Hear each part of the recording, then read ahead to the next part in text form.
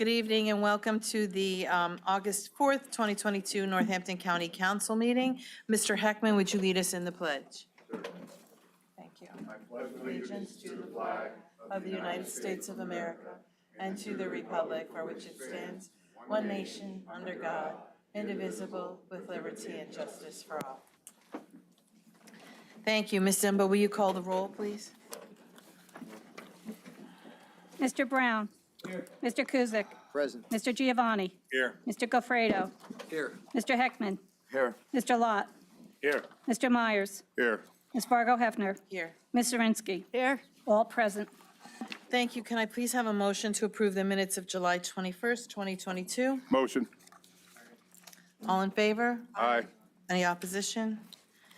Thank you. Next, I will hear courtesy of the floor. Before I begin, I just want to state that people that are here to speak to courtesy of the floor get a 5-minute limit, and that this is open to anybody who wants to speak on any topic that you want to bring before council. There will, however, be a separate public comment section on the LRTA during the time of that presentation in our agenda. So if you choose to wait till then, you may do so. If you choose to speak twice, you may do so. But I just wanted to clarify that you did not have to speak now on that topic.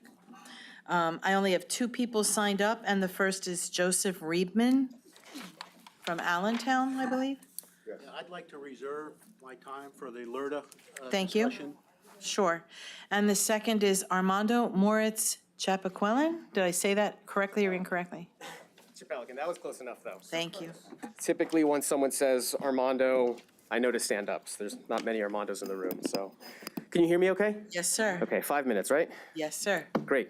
Good evening, council members. I am primarily here to talk about the LRTA for the Dixie Cup site, and so I have some testimony for that. Separately, I actually have folders that have made their way around. We'll get into that separately later.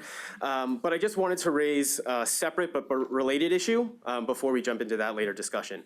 So I first became aware of the Dixie Cup redevelopment when I attended the Wilson Borough Council meeting on April 25th. The only reason I attended this meeting was because I had applied to be appointed to the Borough Planning Commission. After answering a few questions from Solicitor Markle, I was unanimously voted on to the commission. But I didn't see any information in that April 25th meeting about what kind of redevelopment would potentially merit tax assistance, so I wrote to the Borough Secretary on April 26th for additional information on the Dixie Cup redevelopment plan, to which I received no reply. Because the solicitor had mentioned during the April 25th meeting that the school board would need to vote on a resolution for the LRTA, I went to a subsequent school board meeting on May 2nd for additional information. And while no additional information was provided at that meeting, because presentation had already happened, I did personally approach the solicitor and request a meeting, at which point he directed me to call the borough office for his phone number. When I made the call on May 3rd, the following morning, I was told the solicitor already had my information and would contact me when he was available. Still haven't gotten that call back. After spending considerable time navigating the borough website for minutes and agenda, it became clear there was no public information available about this project that is apparently worth considering for tax assistance. And then on Friday, May 6th, as you all know, WFMZ ran a story stating that the potential buyer, Nick Sapatzeris, would be looking to do, quote, what he calls a last mile logistics center, end quote. He said those words right here at the May 5th Economic Development Committee meeting. On May 8th, Mother's Day, I knocked on doors and talked with neighbors about this project. I expressed my alarm to them and encouraged them to come to the May 9th Borough Council meeting to demand answers and clarity around what is potentially one of the most significant and sought-after development projects in our borough. And as I was talking with a neighbor, I was confronted by a Borough Council member who angrily accused me of spreading misinformation. When I pointed to the WFMZ article and I asked which part was misinformation, I was told I needed to do my own research. When I asked him what information he had that disproved what I was basing my conversations on, he berated me for thinking I knew everything and said, quote, it wasn't his job to provide that information. Having reviewed every instance of meeting minutes posted on the Wilson Borough website, I attended the May 9th meeting eager for answers and hopefully to call some attention to this unprofessional conduct by a borough official. What occurred instead was a collective pile-on from members of the council who took turns interrupting and berating me during my 3 minutes of public comment. In essence, it was more of the same conduct I experienced the day before, the only difference being that this was done in a public meeting, full of constituents and at least 2 reporters. The icing on the cake was the repeated yells from one council member who held up a full-page printout of one of my social media posts, asked me if I was ashamed of myself, and told me I should, quote, sit my butt down and listen. After all this, it should be no surprise that I resigned from the Planning Commission. That said, I find it particularly outrageous that the mayor of Wilson Borough would stand here 2 weeks ago and ask for all of your thoughts on what should be done with the Dixie Cup site. He was the first person to interrupt me during my public comment on May 9th. And I'm only glad that he, the council members, and the solicitor are incapable of doing so again tonight. I've had multiple members of Borough Council reach out to me about what should be done with this site after they unanimously approved the LRTA. When you hear from them tonight, I hope you will consider everything I've shared, as well as ask them the questions that they refused to answer from me nearly 3 months ago. 1, why is the borough considering a LRTA in the absence of a specific development plan and for an individual who has yet to own the property? 2, what leverage does the Borough Council and the community as a whole have in determining the future of this site? 3, how will this lack of clear public information be addressed in the future? Thank you for your attention. I look forward to tonight's public hearing. Thank you, sir. Are there any other folks that did not sign in that wish to speak to courtesy of the floor? Thank you. Mr. McClure, do you have a report for us this evening?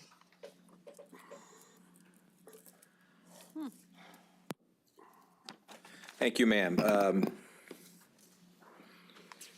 Mrs. Klein, are you and your students here? Would you come up, please? You want me to come? Yes, please. Yeah, absolutely. We're very often found here at council, rightly so, lauding our athletes who go on to win major victories, making so many of us proud here in the Lehigh Valley, whether it's wrestling, baseball, swimming, what have you. And we're right to laud our athletes because I think athletics in the United States of America is one of the things that makes us so great as a nation. America is great. And so we do that, and recently we had our folks from Bangor who did so well in the state Envirothon. Folks hopefully will lead to be climate scientists one day and maybe help us out of some of our jam here. But we also have folks with us here tonight who embody the best of us as well, and I would say their competition and what they did is emblematic of another thing that makes us great and gives us so much of an advantage over our competitors in this world, like China and Russia and all the others. And I would like to present them with a proclamation tonight. And if you'll bear with me while I read it, I'll dispense with the whereases, it'll save a little breath. Future Business Leaders of America, Phi Beta Lambda Inc., FBLA, PBL, is the largest business, career, and technical student organization in the world.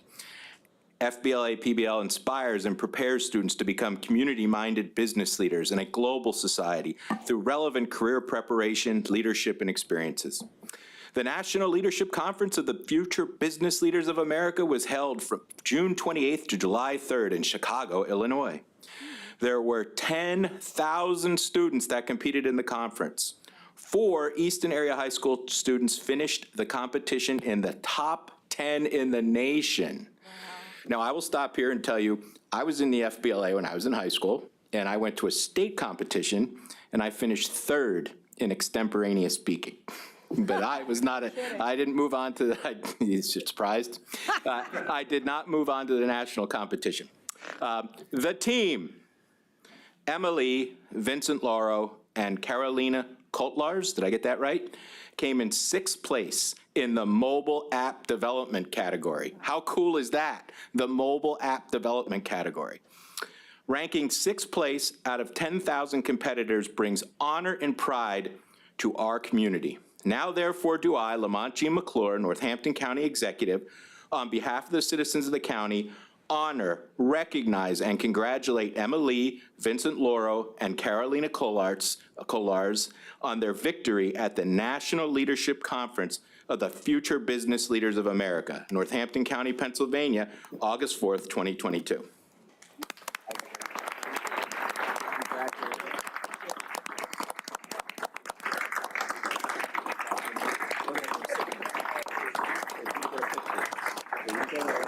Come on, get in. No, I want you right there. Yes. You're the winner.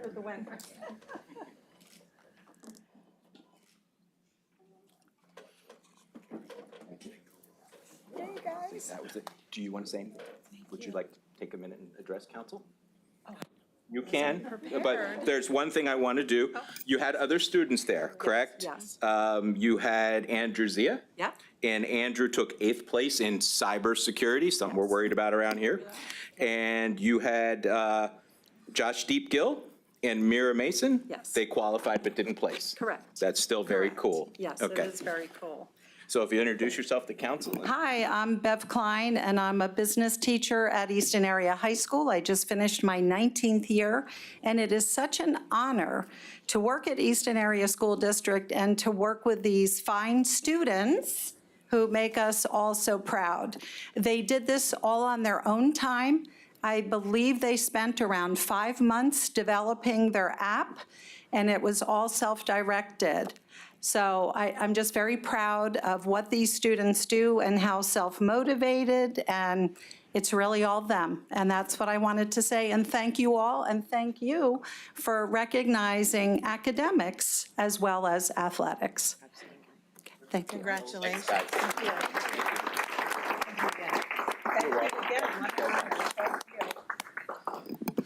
So that is pretty cool, and as I think we often acknowledge when we see our young men and women come here to accept their proclamations, our future is in good hands. We just have to get them there. I have excellent news. Northampton County's future is green, and to that end, we are announcing that we are about to preserve our 22nd county park. This is on the Benarchik Preserve in Allen Township, 58 acres. You're introducing that ordinance tonight. And Wassel Mauser and Paul Mauser are the sellers and/or donees of the Benarchik Preserve, our 22nd county park. As we're attempting to do our part in dissuading unwanted development and not exponentially increasing truck traffic, we're preserving this 58 acres in Allen Township for our posterity. I just want to point one thing out. Wassel Mauser is donating half of the appraised value of the $450,000 with no compensation to be paid at closing. Paul Mauser is donating half of his portion of the appraised value of the $225,000, and to be paid $225,000 at closing. This is a significant purchase and donation on behalf of the brothers. And that concludes my report. Thank you. Are there any questions for Mr. McClure? Are they related to John Mauser? I do not know. Okay, that's all. Mr. Cope will be here at I think this will be on the ELU agenda before the next council meeting, and he'll have the answers to those questions. Mr. Lott? Do we have any more information? I did get asked by a couple residents about a questionnaire that was sent out, and then I saw in our daily briefings that the people told me we sent it out as a county, and I read one of the briefings, we did not send any questionnaire survey out. Do you have any more on that? So I can. We did not. It's a marketing survey company. We think political, or it is potentially a scam. But we sent a cease and desist letter to them to stop and in the future not refer to their surveys as coming from the county. Because it wasn't just misleading. It said it came from the county. I was shocked because Right. residents said, we got a survey from the county, and I'm like, I have no idea Yeah, what no. you're talking about. It was And not. Then I saw that, our daily Right. memo said that we did not send this. We out. did So I not. just We had no- wanted more we had no role in clarification that. Publicly on that. Yep. Thank you. Great. Good. I had a quick question. Mr. Cusick. Sick, I'm sorry. Yeah, I had read that we have until August 22nd to complete a grant for the election. Are we doing that, and can you update that at I all? think it's August 15th, and I've already signed it. Okay. Okay. Anything else? Any other question? Thank you. Thank you. a motion for an executive session, council only, to discuss litigation. May I have a motion to do so? I'll make a motion. All in favor? Aye. Opposition? It is 6:45.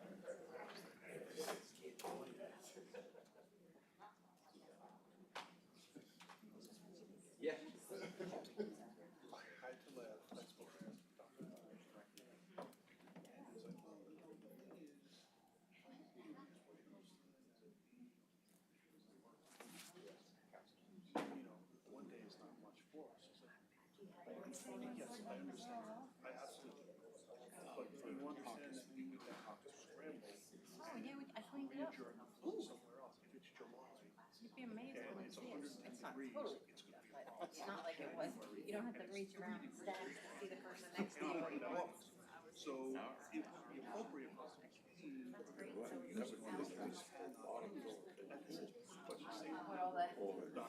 my records. On a personal level, I'm much more comfortable.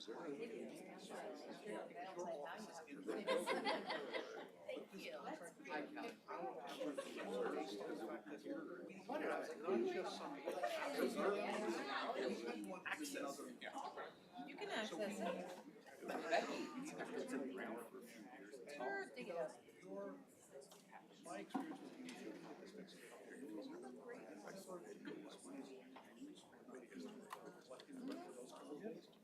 He weren't in the office. No, but he's being an jerk. They're wearing their hard hats in my office every year. in the event that this gets. Well, they're wearing them now. I don't care. Yeah, no, safety glasses too. Yeah, absolutely. That's really dangerous. You're right. Yeah, safety glasses. Thank you very much. We gotta wear most of them. We gotta wear glasses. I don't know. They're an A5. Yeah, it's fine. In the next couple of schools. Perfect. When you sent him. Yeah.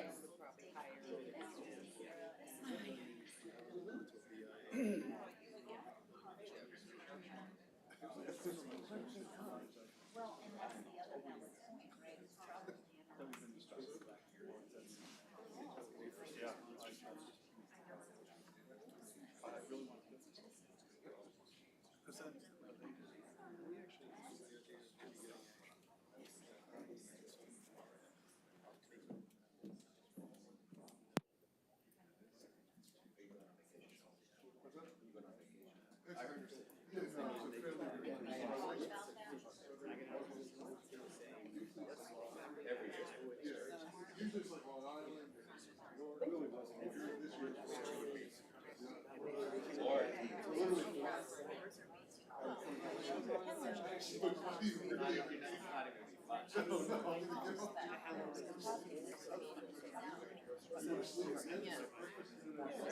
Yeah.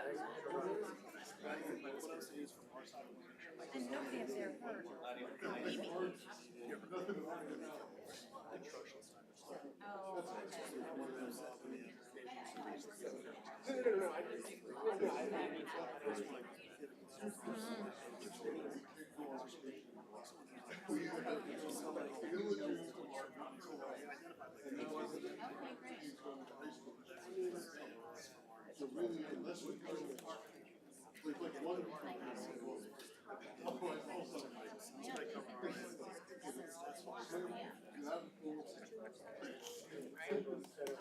these are my favorite.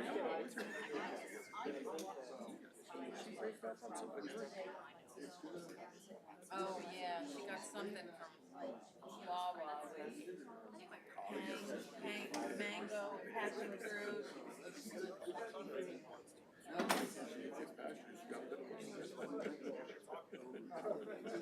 Hives.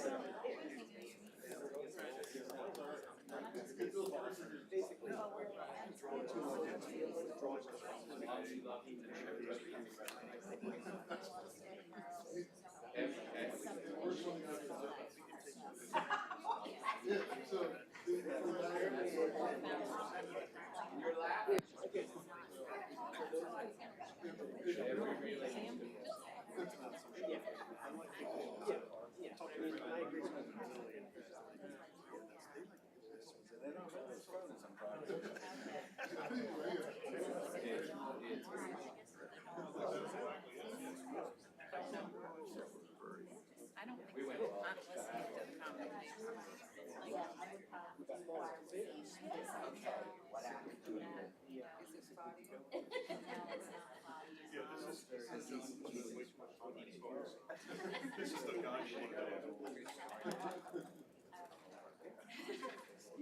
No, seriously.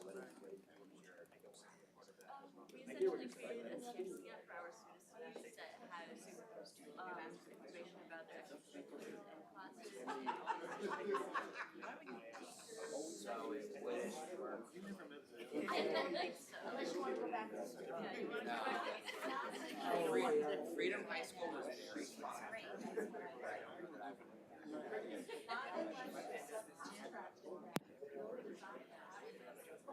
There you go. It was like a doing lessons. Yeah. She really knew everything. iOS, Android, and actually so basically the back end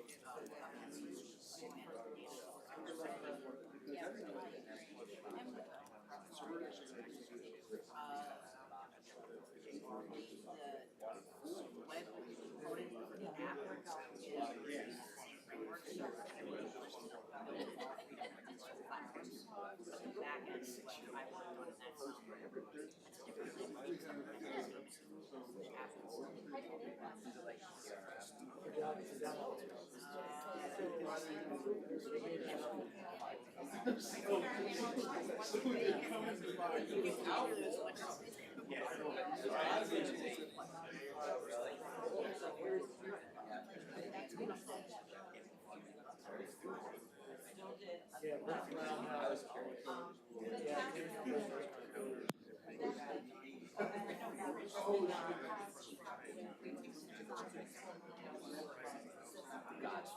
So now, anytime. So we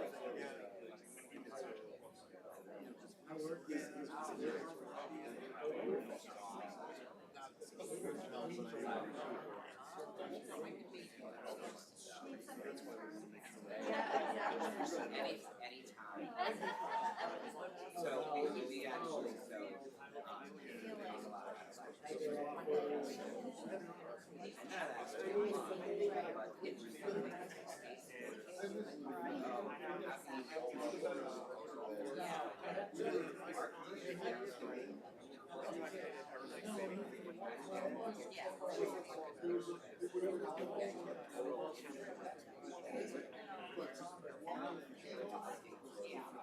so like you're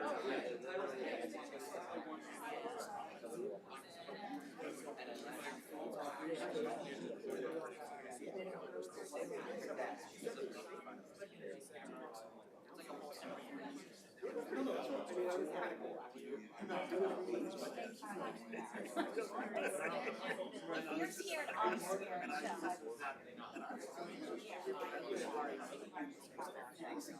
Anyone who's done, you know what? Maybe we should be thinking.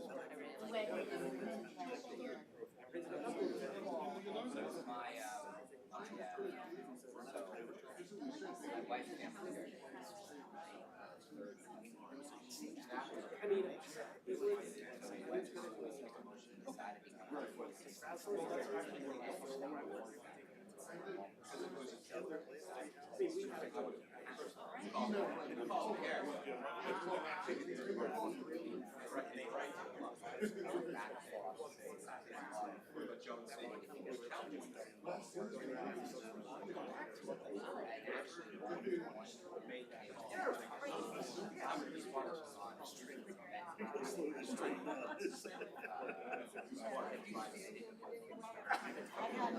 I had nothing for him. I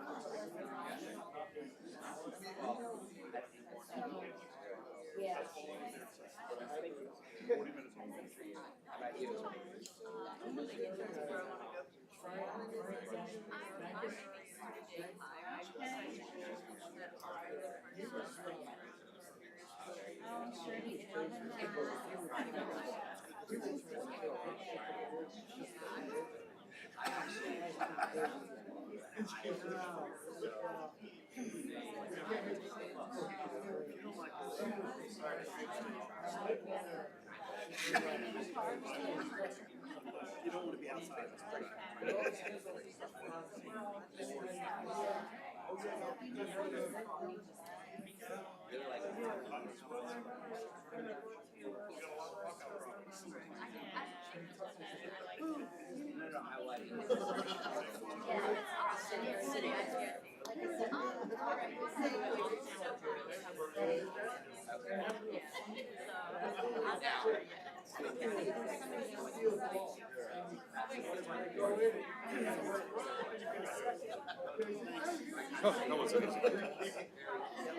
What'd you say? Furthest stuff probably goes like That is awesome. I like this guy. Go see the guy. And brothers. There you go. Well, that's, yeah, and there's the shady maker. Yep. Yep.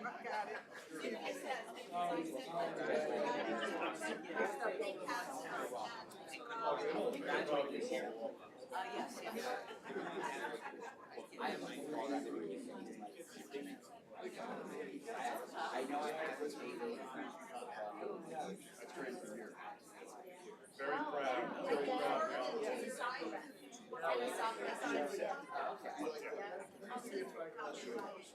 Yep, that's that over.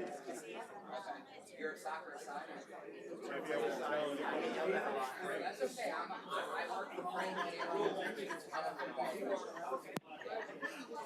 Yeah, that's right. Well, so you know how it's going, right? Yes. Okay. Yes. I baseball now. Oh, do you? Did you? Yeah, the hottest summer on record, so you give it up. I'm sure. Yeah, I actually, I have a game tomorrow night, and I'm like,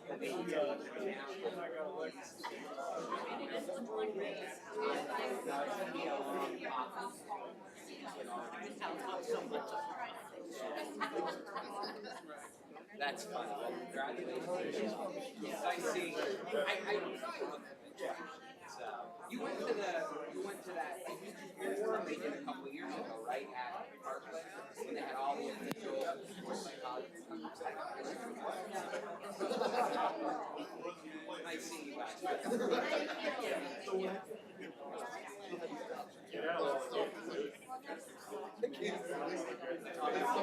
Hey, I gotta try to get a hat.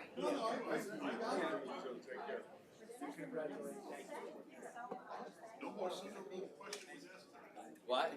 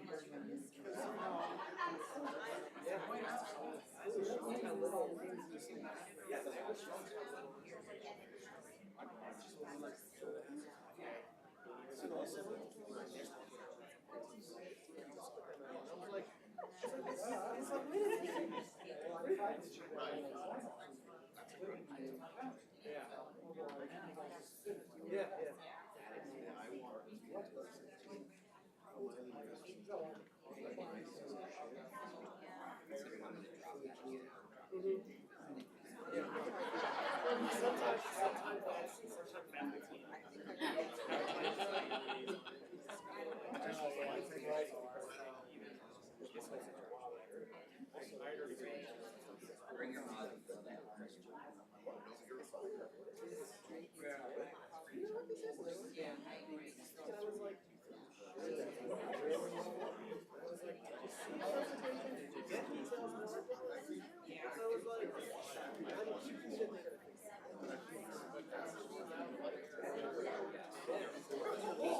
I mean, I was, yeah.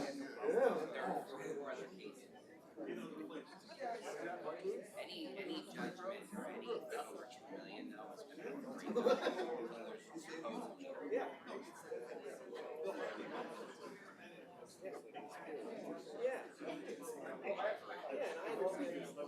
well, the thing that's gonna cut you is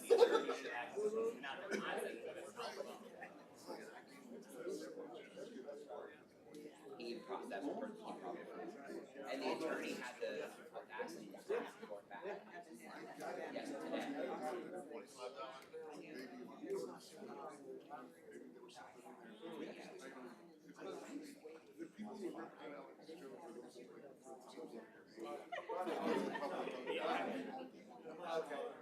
today. I mean, Well, the goose, awesome. you think about the thing.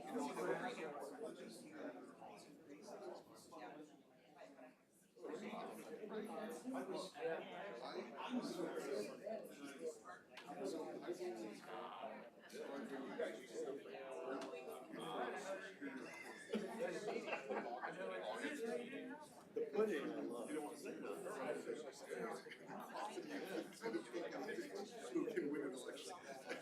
Well, so the forum discussion disclosed a the decision to overturn. Yeah. Like,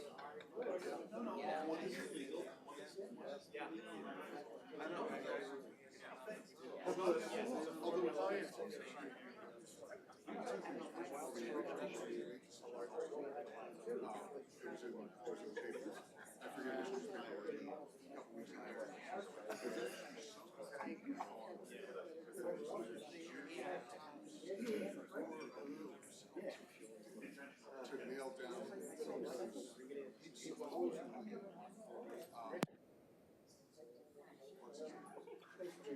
Roberts was supposed to try to peel off. Capital to join him mostly.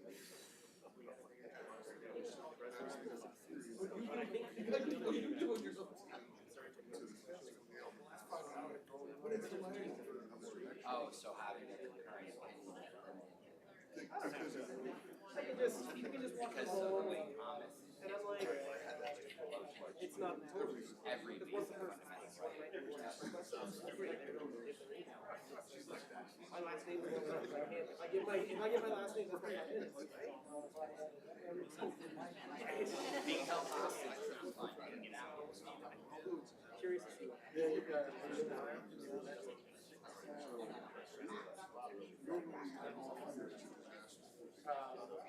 Well, I saw there was something.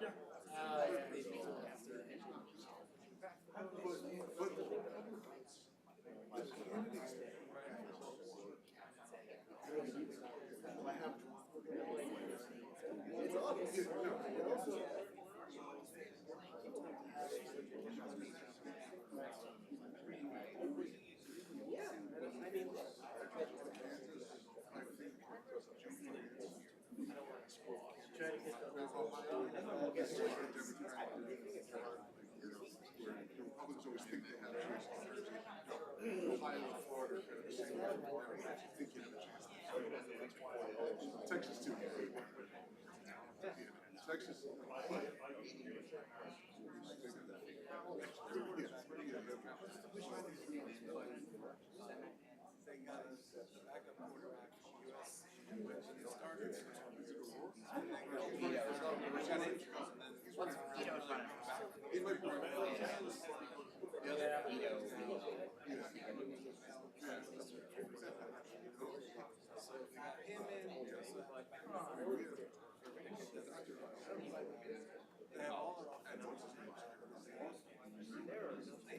It doesn't even it's 2016. And they also got it.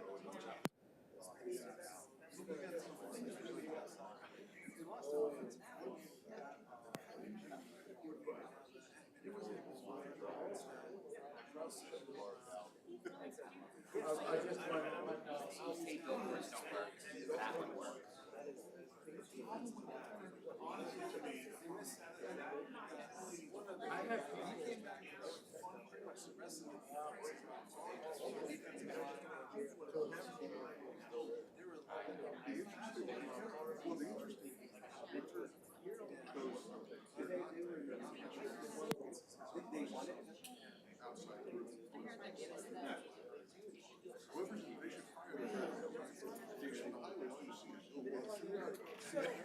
I love those billboards. Well, there's one that's right outside. We lost a little bit. Oh, it's so nice in here as compared to that room. Oh. Yeah,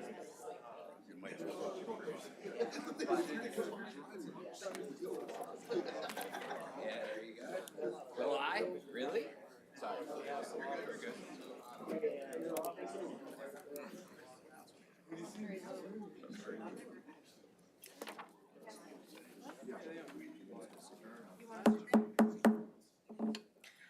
Note for the record that we're returning at 7:08 PM and no action was taken in this session. Next, we will move on to old business. A public hearing of an ordinance entitled, "An Ordinance by Northampton County Council concurring with the Borough of Wilson and the Wilson Area School District and providing for property tax exemption for certain properties in the Borough of Wilson to be listed as deteriorated property as defined in the Borough of Wilson Resolution Number 1269 pursuant to Act 76 of 1977 of the General Assembly of the Commonwealth of Pennsylvania as amended." Mr. Cusick and Brown introduced this ordinance at the July 21st meeting. Are there any questions or comments from the public? And when I say that, there is a 5-minute limit. Excuse me. Please state your name and be recognized. May it please council, my name is Stanley Margle. I am an attorney solicitor for the Borough of Wilson. My business address is 3839 Easton Avenue, Bethlehem Township, Bethlehem, PA 18020. Good evening. Thank you. You may proceed, sir. I had the pleasure of speaking to the committee, Economic Development Committee this afternoon at 3:30. And at the risk of repeating what I said to the committee, I would like to make one point that I described earlier today, and I think it was a fair description of what might be considered a misinterpretation of the application under LERTA that is before you for consideration. And by that, I mean simply this, that there is an understanding on some folks' part that the application before you for consideration is as to a specific use of the property, and it's not. It's as to the property itself. A close reading of LERTA and the review of the hearing before both Wilson Borough Council and the Wilson Area School District, not Bethlehem Area School District, as I said earlier today, shows you that we were considering the site, and that's, frankly, folks, that's what you need to consider, the site, not the proposed use, because frankly, there is no use that is presently proposed. The owner of the land, despite what you heard earlier today from a gentleman whose name I don't recall, indicating that you have an application by an individual who's not the owner of the property, that's incorrect, as were many other things. The owner of the property is behind me. It's Mr. Reedman. He has been the owner since 1984. He's general partner of a group of folks that have been owners for now a very long period, almost 40 years. So while there are folks and entities that are interested, there are no agreements, there are no proposed uses. You folks, respectfully, must consider the site itself, the area, and is it deteriorated? Is it dilapidated? Is it degraded to the point where it is of no useful function to the owner? And is it therefore under LERTA entitled to the relief that's set forth in LERTA? Respectfully, when you put on the blinders and you consider only the site itself, I think the only conclusion you can come to is that it's a degraded property and entitled to the relief. That's all I have. Is there any questions? I'd be happy to answer them. Can I ask a question? Sure. At a previous meeting, the developer, who may or may not be associated with this property in the future, indicated that there was a timeline with which his proposal needed to be met, and that expired. I'm presuming that expired. Is that accurate, or is his offer still on the table? I don't represent the buyer, and I don't represent Mr. Reedman. I can tell you what I do know, though, ma'am, and that is that there was and there still are negotiations relative to the sale of the property. I frankly would be misspeaking if I told you specifically what the status of that is right now. Okay, thank you. Sure. There has any been other interest questions? over the years as to this property, though. Sure has. Yes. Mr. Cusick? Yeah, thank you for coming and clarifying that. Sure. My question has to do with the zoning. It's my understanding that at one point there was an overlay put in place for residential. Yes, Does that still exist? it does. Okay. It does. So- That would require a special exception, public hearings. It would be a process that would need to go through some rather rigorous review. Okay. And then the other question, Oh, by the way, I'm not to interrupt, Mr. Cusick. Yeah. The LERTA that was approved by Wilson Area School District maxes out the residential at 15%. In other words, whoever develops this property, if it's a mixed use, commercial, retail, and residential, only 15% of the square footage can be used for residential. I'm sorry to interrupt. oh, no, that's good. Because I knew that had been done. I wasn't aware if it was still in place. My other question that we've had multiple references to the traffic. Yes. Will a traffic study need to be done? And how Absolutely. will the borough go through the land development Yeah, process? I'm glad you asked that, because not only, Mr. Kuzic, not only traffic, but potential pollution, groundwater, stormwater runoff, a lot of issues. They are reserved for and are properly reviewed at the time of land development. That's not before the borough right now. So whoever buys this property becomes the equitable owner and submits a land development plan.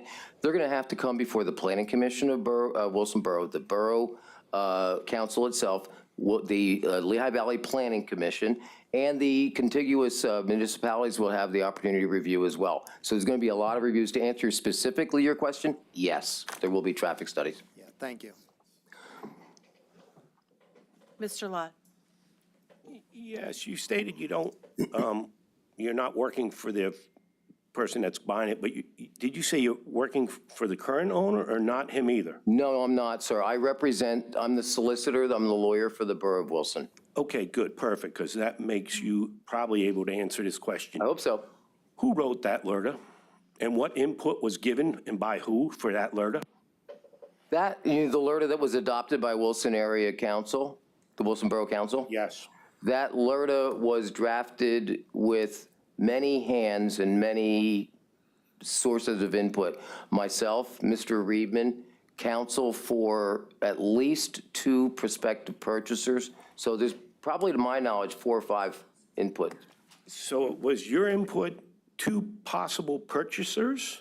I thought there was 1, but 2 and the Yes, current 2. owner was the one that put this LRTA together. That's correct, Mr. Reedman. Did you have any thought process when this was getting put together to reach out to the government bodies that are involved in this LRTA to see if maybe we'd have some input into the LRTA that you're asking us to vote on? Because this is the most generous LRTA I have seen come across. And it is for a project, and I keep hearing about it deteriorating. It's not for any project. I keep hearing about it deteriorating Dixie Cup. Shame on the owner. Broken windows are a maintenance issue. Every building, I worked in construction, every building we ever renovated, we did asbestos test. Every building, we check it. Almost every building has asbestos in it. That's just a normal renovation problem. And those are the 2 things I have heard so far. Broken windows, I consider maintenance, and I don't know why code enforcement is not doing something about that, because in my town, I wouldn't be allowed to have a building sit there and look like that building does. So I don't know exactly what code's doing here, but I'm just kind of curious. You say it has to be a deteriorating property. Asbestos in a building doesn't make it a deteriorating property. I'm going to say this is respectfully. Excuse me. Broken windows does not make it a deteriorating property. Let me know when you're done. Let me say this as respectfully as I can. Frankly, you don't know what you're talking about. And let me tell you why. Number 1, there has been asbestos remediation, not only testing, remediation on the building. Number 2, you ask where the townships or where the boroughs have been in coming to local government for assistance. Where has local government been to the Dixie building? Where has local government been to Wilson Borough that's dilapidated and deteriorated? Where have you been? Nowhere. So don't sit here and tell me as a solicitor for the borough that we should be reaching out to county council. Bull. Well, then don't bring the project here. It's not a project. You're demonstrating a total lack of understanding. Again. Ms. Zirinsky? Yeah. You're I- recognized. Yeah, thank you so much.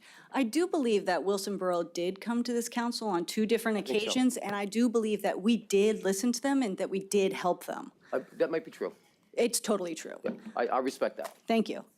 And so when Mr. Reedman discussed last time, he said that there was a tenant in there as late as January of this past year. So if there was a tenant in there as of January this year, then at what point did the dilapidation occur to arrive at this point that it is no longer inhabitable or no longer rentable? No. If I can answer preliminarily, then I'll leave it to Mr. Reedman, because he'll know more. Because your question is a very good one, quite frankly. That is, how can there be a tenant, commercial or residential, in a building if it has met the definition of dilapidated, right? That's a good question. The short answer to that is the degrading or dilapidation of the building is from a development standpoint, not necessarily from an occupancy standpoint. And it's my understanding that the limited certificate of occupancy was for a commercial tenant that dealt primarily with storage. not actual occupation by individuals. I hope that answers your question. But isn't, it does to some extent. Thanks. Isn't part of what the plan was, or at least what it was presented as, a good percentage of that was storage anyway? I think so. So if you could have storage there now, what is the point of having Alerta to give you more storage capacity with a tax break? If Yeah. that's already, if the building already has that capacity? Another good question, and let me answer it. Mr. Reedman might be in a better position, but let me give you from my standpoint. There comes a point, a breaking point, if you will, that you can no longer continue to have all storage or all rentable space, commercial, retail, or otherwise. So you're going to hit a cap where you can have so many square feet as rentable or as storage, but then you're going to hit the point where the market's not going to take anymore. Okay? And I'll defer to Mr. Reedman on your other question, if that's okay. No, he's not recognized at this time. And I understand. just want to remind everybody that we are in public comment, that you are the only speaker that is recognized at this time, and I'm allowing council Sure. to ask questions, but I'm going to be able to pull that at any point. I do believe Mr. Heckman had a question for you. Sure. And I apologize if you're repeating this, but just so I understand clearly. The LRTA is not for the gentleman who is purchasing the property. The LRTA is for, and a lack of a better word, for, I'll call them condos, for the businesses or whatever the tenants. It's going to apply to them individually as opposed to the owner of the building generally. Close. You're close. The LRTA will apply to the site, the address, the building, and the ground, the building itself. The LRTA will not apply to the people in the building, nor will apply to any use that's ongoing or use that will be in the future. And let me give you an example. It will be, if it's granted, if it's approved, the ordinance is approved, it will be a covenant running with the land. So if Mr. Reedman sells the building to someone else, ABC Corporation tomorrow, that LRTA ordinance will apply to that owner as well. Excuse me, Mr. Spadoni would like to make a clarification at this time. So council is clear. The LRTA ordinance is not personal. It is a covenant that runs with the land. Exactly. Whatever use goes in there, if you pass the LRTA, and I've tried to make this clear in my memos to you, that would survive. Whether there are condos there, whether there are whatever, it would be on the premises, not on the owner and not on the use. All right, can I finish my? I agree 100% with that. Let Mr. Heckman finish. All right, but, Thank you, sir. and I'm making this maybe too simple for me, but here's the thing. I get it. It's on the Right. on the property, but somebody is going to get the benefit, or some bodies, of not paying taxes. No, they will pay taxes, sir, but it just won't, it'll be the amount as it is now. It's frozen. Okay, all right. I hope that's clear. Yeah, to a point, I'm going to wait and listen Okay, to what more sure. people say. Mr. Gafredo. So since we cleared up that the LRTA is for the site and the property, if for some reason after the sale or transaction is complete, and somebody says it's gonna be too much money to try to rehab this building, and it makes more sense for us to knock this down and do whatever they want after, is that LRTA still effective? Yes. Yeah, because it runs with the land. I could give you other examples, but I want to answer as succinctly as possible, Mr. Gafredo. So I have a question for the solicitor. Go ahead, Tara. So I have a question for the solicitor.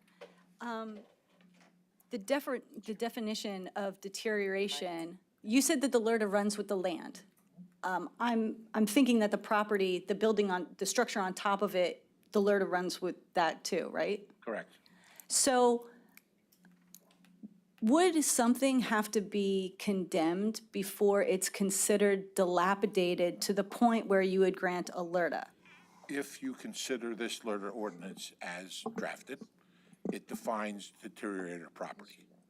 And we also need to define tonight, when we get to that part, the parameters, the metes and the bounds, if you will, of the deteriorated parcel.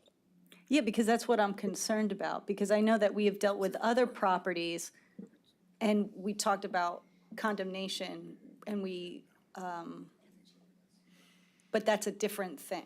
That's a different breed of horse. Okay. I'm just trying to clarify to understand how the LRTA also runs with the structure and the property. And I should. As one. And I want to give kudos to the staff, particularly our clerk and our deputy clerk, who have worked diligently on this description the last 3 or 4 days with me. Mr. Myers, did you have a question? Yeah, Comment? I want some clarification. If I'm not mistaken, sometime earlier this year, there was a representative that came to us before and asked us for a LRTA, blank page LRTA.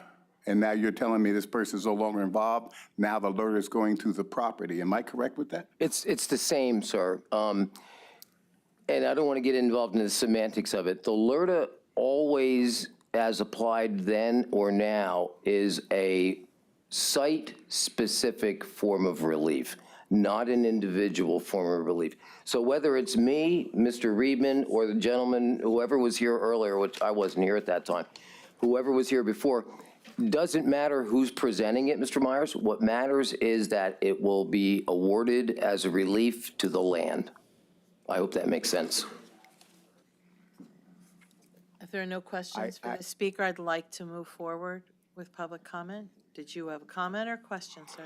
Well, at this point, let's move on because I'll get back to that later because I feel like it's double talk. Thank you. Am I relieved? Yes, sir. Thank Thank you you. very much.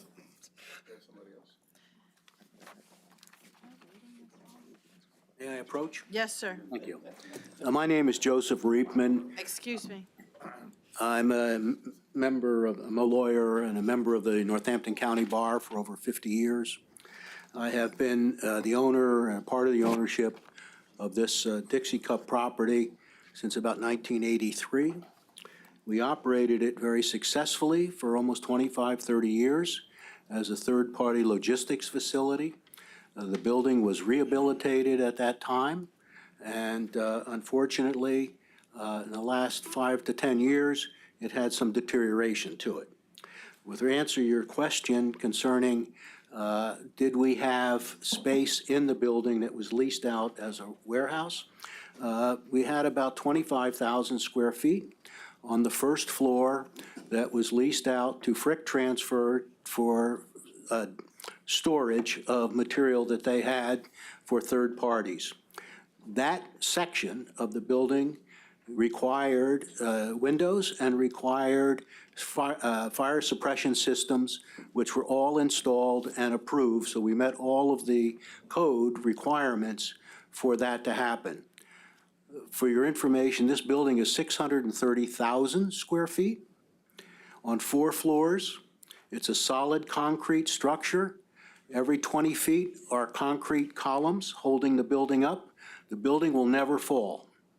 In fact, when I first saw this building, there were signs saying this is where your shelter would be in the event of a nuclear disaster.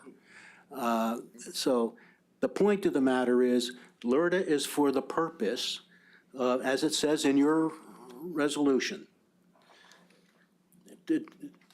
to make improvements, to encourage improvements, which means the repair, construction, reconstruction, including alterations and additions, having the effect of rehabilitating a deteriorated property so that it becomes habitable or attains higher standards of safety, health, economic use, or amenity, or is brought into compliance with laws, ordinances, or regulations concerning such standards, and ordinary upkeep and maintenance shall not be deemed an improvement. The building has about 100,000 square feet of windows, all of which would have to be replaced. The roof needs to be replaced. There is asbestos in the building.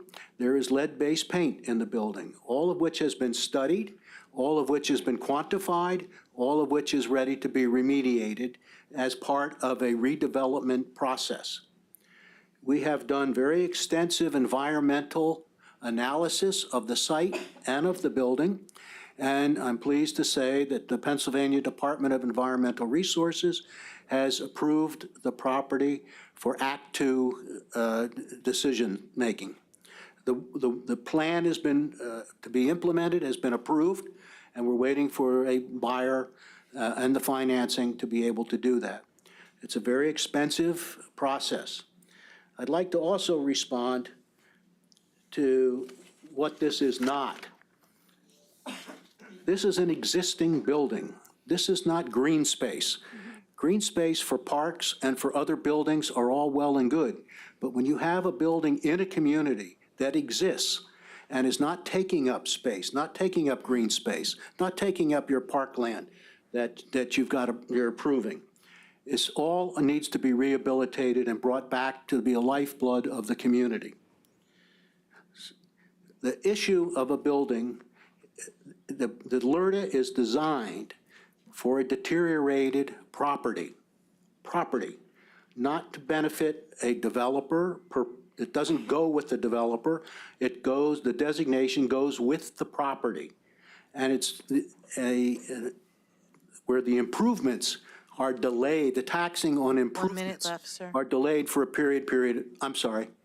1 minute left. Oh, I'm sorry, thank you. So we have to meet the zoning requirements of the borough. And in terms of uses, you have to be comfortable that the borough has that responsibility under its zoning ordinances, under its building ordinances, and permit ordinances, and occupancy permits to do what is right for that borough. Thank you. Is there anyone else who wishes to speak to public comment?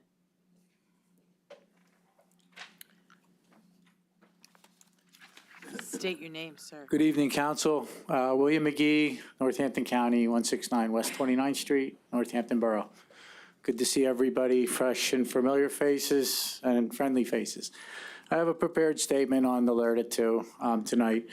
LRTA is going to be an effective tool for successful redevelopment and blighting properties. As a former county commissioner, I voted in favor of LRTAs, designated on a few occasions, probably about 4 or 5 actually.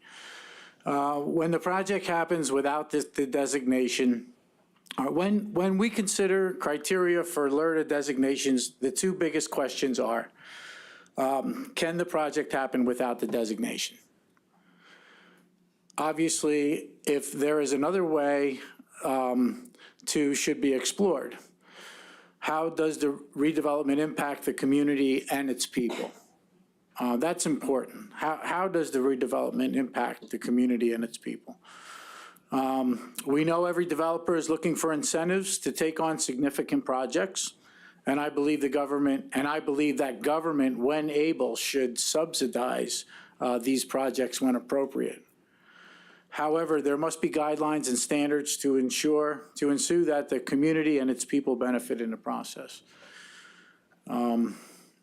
There is no assurance in the LRTA guideline that requiring prevailing wage.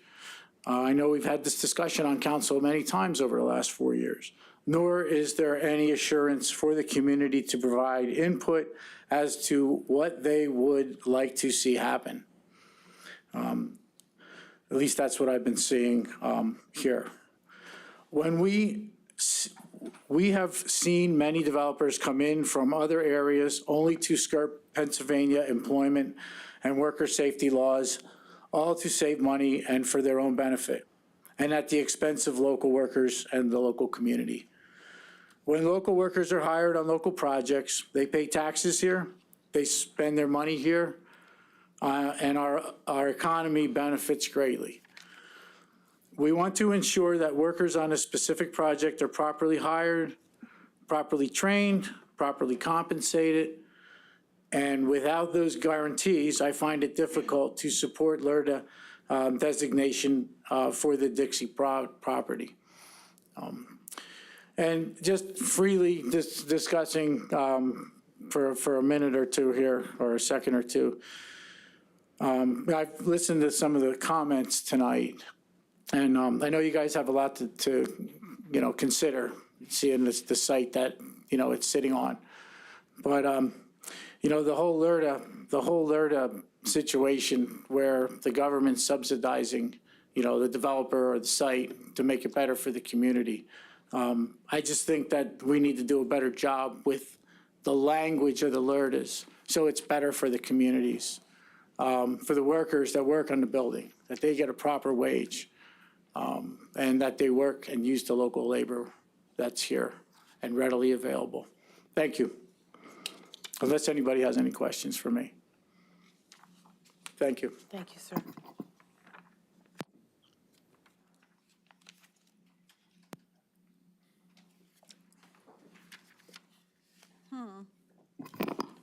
Good evening. I'm back. Do I need to introduce myself before we start the clock, or? Yeah, go ahead. Armando Moritz Pelican, 1945 Lehigh Street, Wilson Borough. For the sake of just all the paper that I printed and the packets that you have in front of you, I still want to share my prepared statement, but I would be happy to respond to some of the remarks that have been made this evening. In your packets is a copy of print and electronic petitions that I started circulating about 3 weeks ago. There's about 100 signatures between both the print and online versions, and I'm most appreciative of the 40-plus workers, residents, and business owners who signed my petition as I went door to door and business to business these past few weekends. The concerns I heard from these residents are not new, but I believe they received the full consideration. I believe they receive full consideration from you all as you make your decision this evening. I would encourage you to consider Brina Holland's comment from Bethlehem on the online petition, where she highlights the irony of giving potentially a warehouse developer, I guess, a tax benefit. In her words, quote, "Anyone can see that warehouses don't need tax incentive. Give those to someone who will do something needed with the property," end quote. Having raised my own 2-year-old son here, I was particularly moved by Samantha Apple's comment from Easton, who said, quote, "I'm about to have a child and I'm really concerned about the safety of the roads and the air quality with all this truck traffic," end quote. These comments echo many of the discussions and conversations I've had with people who signed my petition and went door to door. Several wondered why the Dixie Cup couldn't be made into something older kids can enjoy: batting cages, recreational space, community facilities. One Wilson business owner who couldn't join this evening but has exceeded his revenue projections in his first 6 months of operation spoke about the need for walkability and greater pedestrian access in our community. Others expressed desire for the site to be made into affordable senior housing, light industrial space alongside offices, a research space that could be rented out to the local colleges. And while I certainly don't think every use people mentioned could be achieved, I'll point out that no one suggested that we make the Dixie Cup into a last-mile logistics center, which is exactly what you all have been hearing about over the past couple of months. Every person I spoke with, whether they signed my petition or not, agreed that the Dixie Cup site must be redeveloped. It is an eyesore and has been neglected for far too long. On that, there is overwhelming consensus. It is for this reason that I believe that supporters of the current proposed plan are willing to overlook gaps in information, and those gaps are significant, as we've seen, because they just want to see something get done. We can't let the perfect be the enemy of the good, they may say. And while that may be true, the plan by Nick Sapatsaris, when he was here, is not good, and is in fact very bad. And I've mentioned the issue of traffic and proximity to 3 schools already, but I hardly have the expertise of Kelly Keegan, a Forks Township supervisor who works at Easton High School. Ms. Keegan's account of traffic problems can be found in your packets alongside emails from municipal officials from Tatamy and Easton. As Ms. Keegan states, quote, "My greatest concern is how this will affect traffic. I work at Easton High School, and there are many times, not just during dismissal, when it is impossible to make the left-hand turn out of the parking lot onto Nazareth Road due to gridlock. People will have a green light and stop due to traffic right in front of the high school exit and block all cars leaving the parking lot. And while this, end quote, and while this LERDA is a site within Wilson Borough, the ramification for additional truck traffic to and from the site will impact the region." As Ms. Keegan continues, quote, "My other concern regarding traffic is how this will affect this 25th Street exit off Route 22. At certain times of the day, the cars on the exit ramp will back up and will have to wait on the shoulder of Route 22 due to the light on Nazareth Road. It is a horrible situation already, one that will only get exponentially worse." In the interest of time, I'm just going to jump ahead a little bit, but I would strongly encourage you to take a look at the emails that you've received from different council members that are within your packets.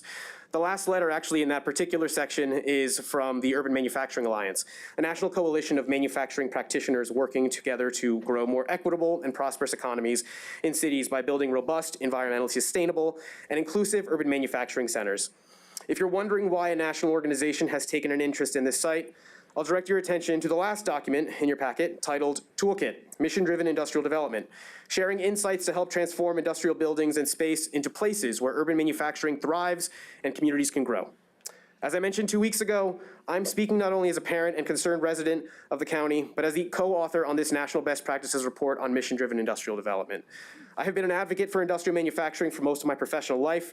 I've seen projects and failures, whether that has been because a real estate project did not reach completion or because that project failed to include its surrounding community. What we have tonight is a latter situation. A project is on the cusp of receiving a 10-year tax benefit, and on top of all the issues residents and officials have mentioned, that I've alluded to, there's confusion as to whether or not this is about a project or whether it's even a project for last mile or for warehouse.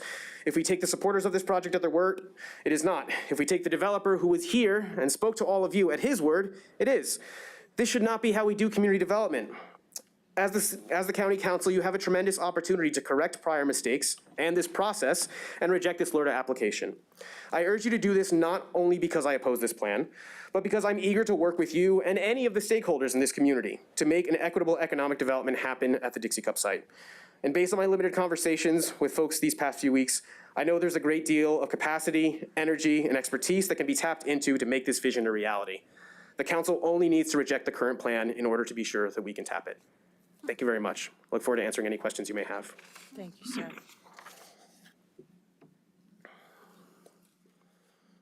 Yes, Mr. Brown. So I appreciate your passion and the detail that you're working with. So my question to you would be, you're not opposed to the LRTA. You're opposed to the potential project as you defined it, and you've researched and heard potentially the buyer might bring into the area. So if the conversation were toward one of the developments that you would speak favorably of, innovation and those types of things, then you'd be here on the other side supporting or requesting that council approve LRTA so that the property could then be developed in that fashion and incentivize investment and so on and so forth. Would that be an accurate statement? If I can just unpack that question, because it's kind of, yeah.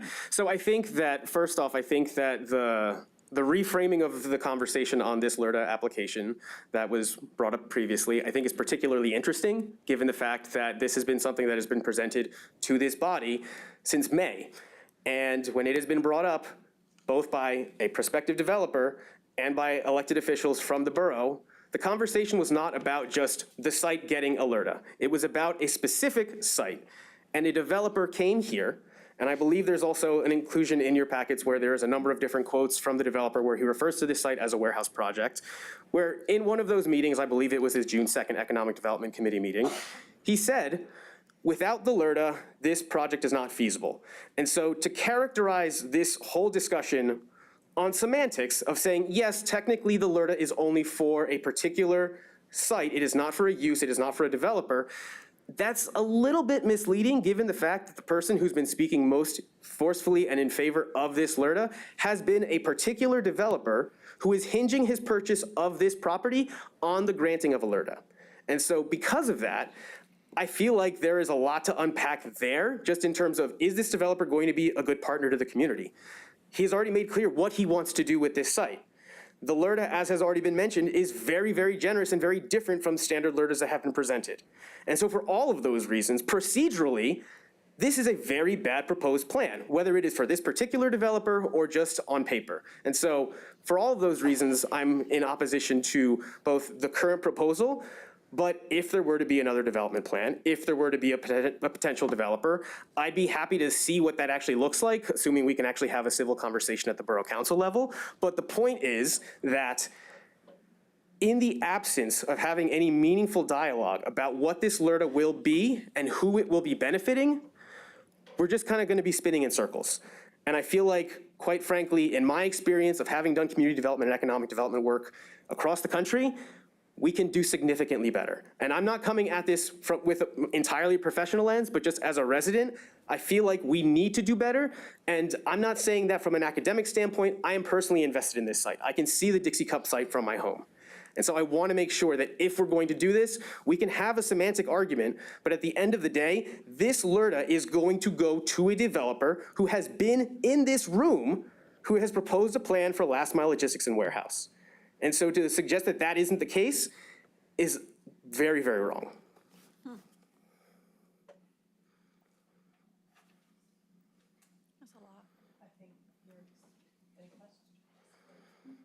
Not questions. Are we open to discussion on this, or are we just answering questions? Okay, all right. Thank you, sir. Thank you. Anyone else that wishes to speak to public comment? Sorry, I forgot my mic.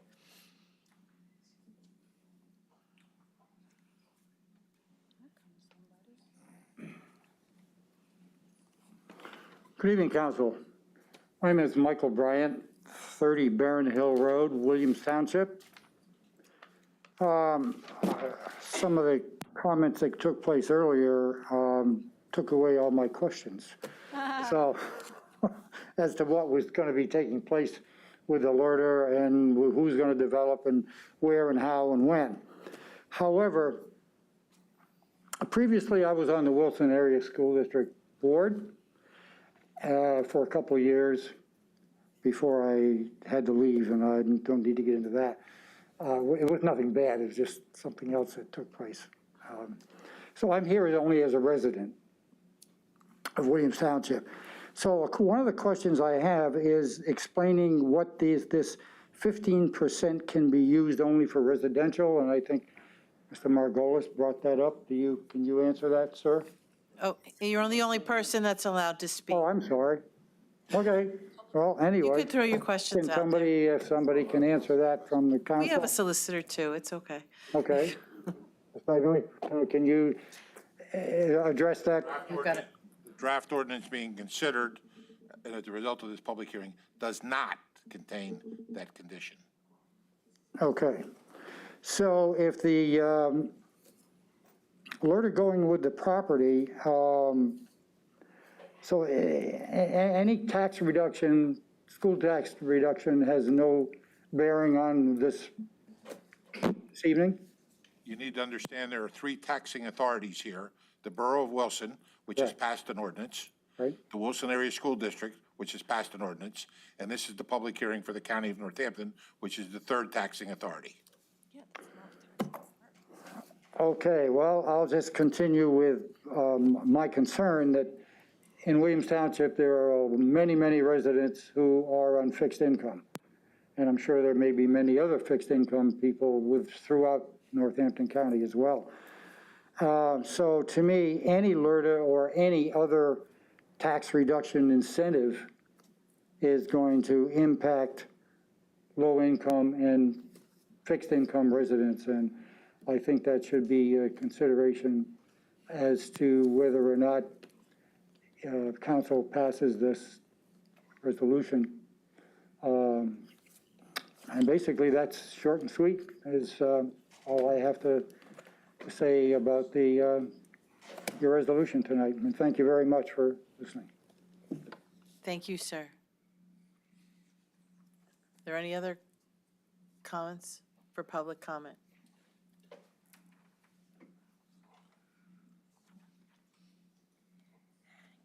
Good evening, Council. Excuse my voice, I'm recovering from a cold, not COVID. I've been able to You need to evade that. state your name. My name is Ada Moritz Chapeligan. I reside in Wilson at 1945 Lehigh Street. I have a son who will be attending the local schools down the road from the Dixie Cup factory. Can you all hear me okay? Yes. Okay. I have a personal stake in the decision that is being made tonight. To keep things short and direct, we are here to discuss whether or not a LRTA should be granted to the developer, Mr. Tsapatsaris. I know they're saying it's for the site, but let's be real, it's for the developer. He's already stated that if a LRTA is not approved, he will not buy the site. So this is for him. What good reason do we have to provide a tax benefit to someone who does not reside in or care about our borough?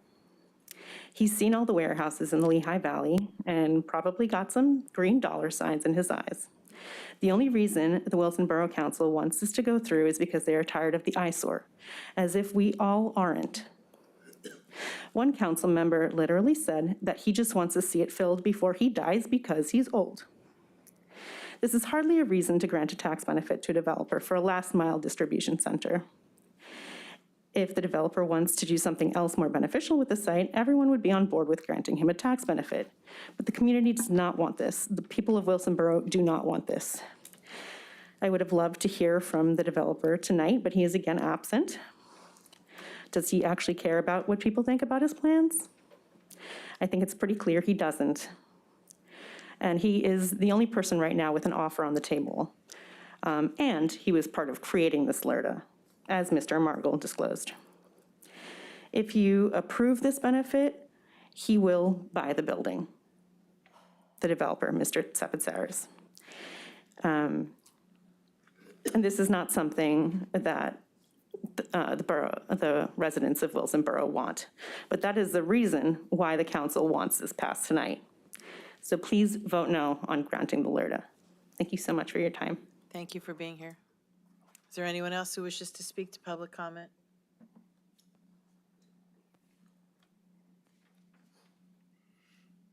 Public comment is closed.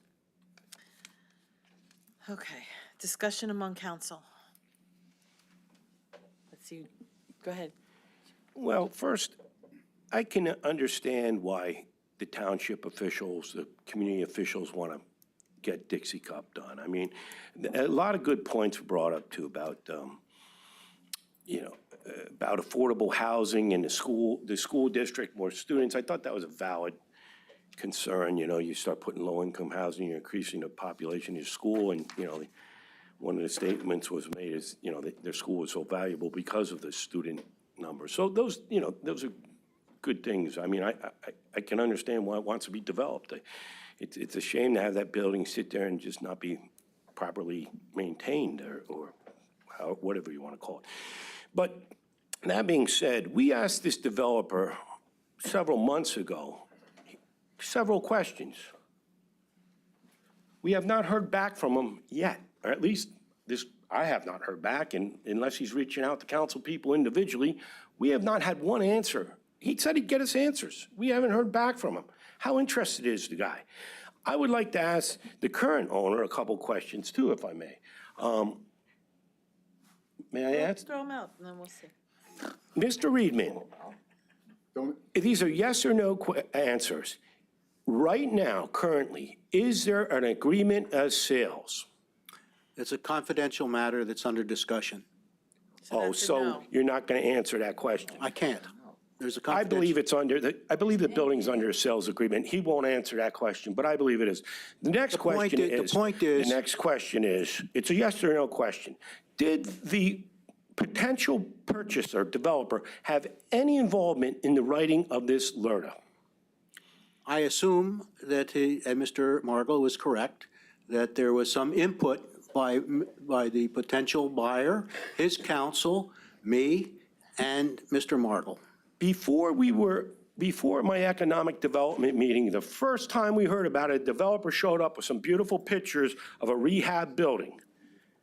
Did you, now it already passed, did you reach out to the county for any input on this LRTA? Now, you reached out to the potential buyer, but did you reach out to the county and see if we had wanted to have any input on this potential LRTA?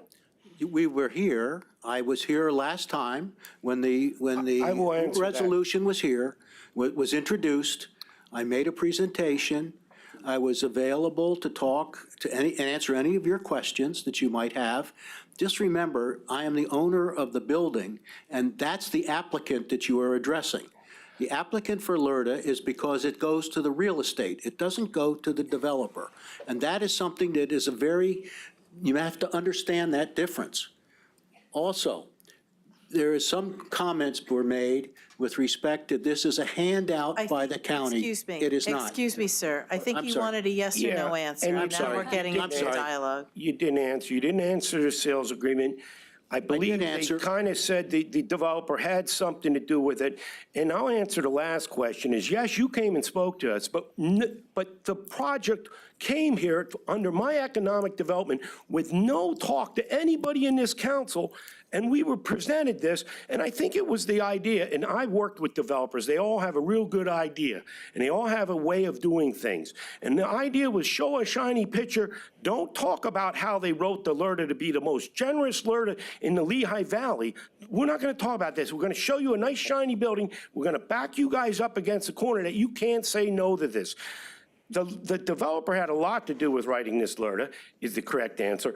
I'm going to say the sales agreement is signed. The fact that you said you can't say it one way or another, I would venture to say that means yes.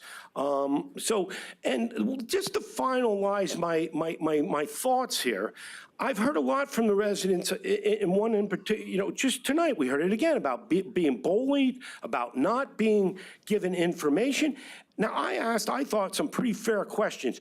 I feel bad for the residents, because if I, as a council person, get attacked by a lawyer, by your solicitor, by the township solicitor, like I did here, told I don't know anything, I can only imagine the way that the residents are being treated. If that's the way you guys do things in public, at a public meeting, and attack a council person for asking questions, I can't imagine the pressure you guys are putting on the local residents. That's all I have to say. Thank you. Ms. Zirinsky? Yeah, that's a tough one to follow, but thank you. So I have a couple issues. If the owner of a property allows the property to go in disrepair to the point where we're considering a LRTA, is it Northampton County's responsibility to grant a LRTA to improve the property or to make it more sellable? And I think that that is at the heart of this discussion right now.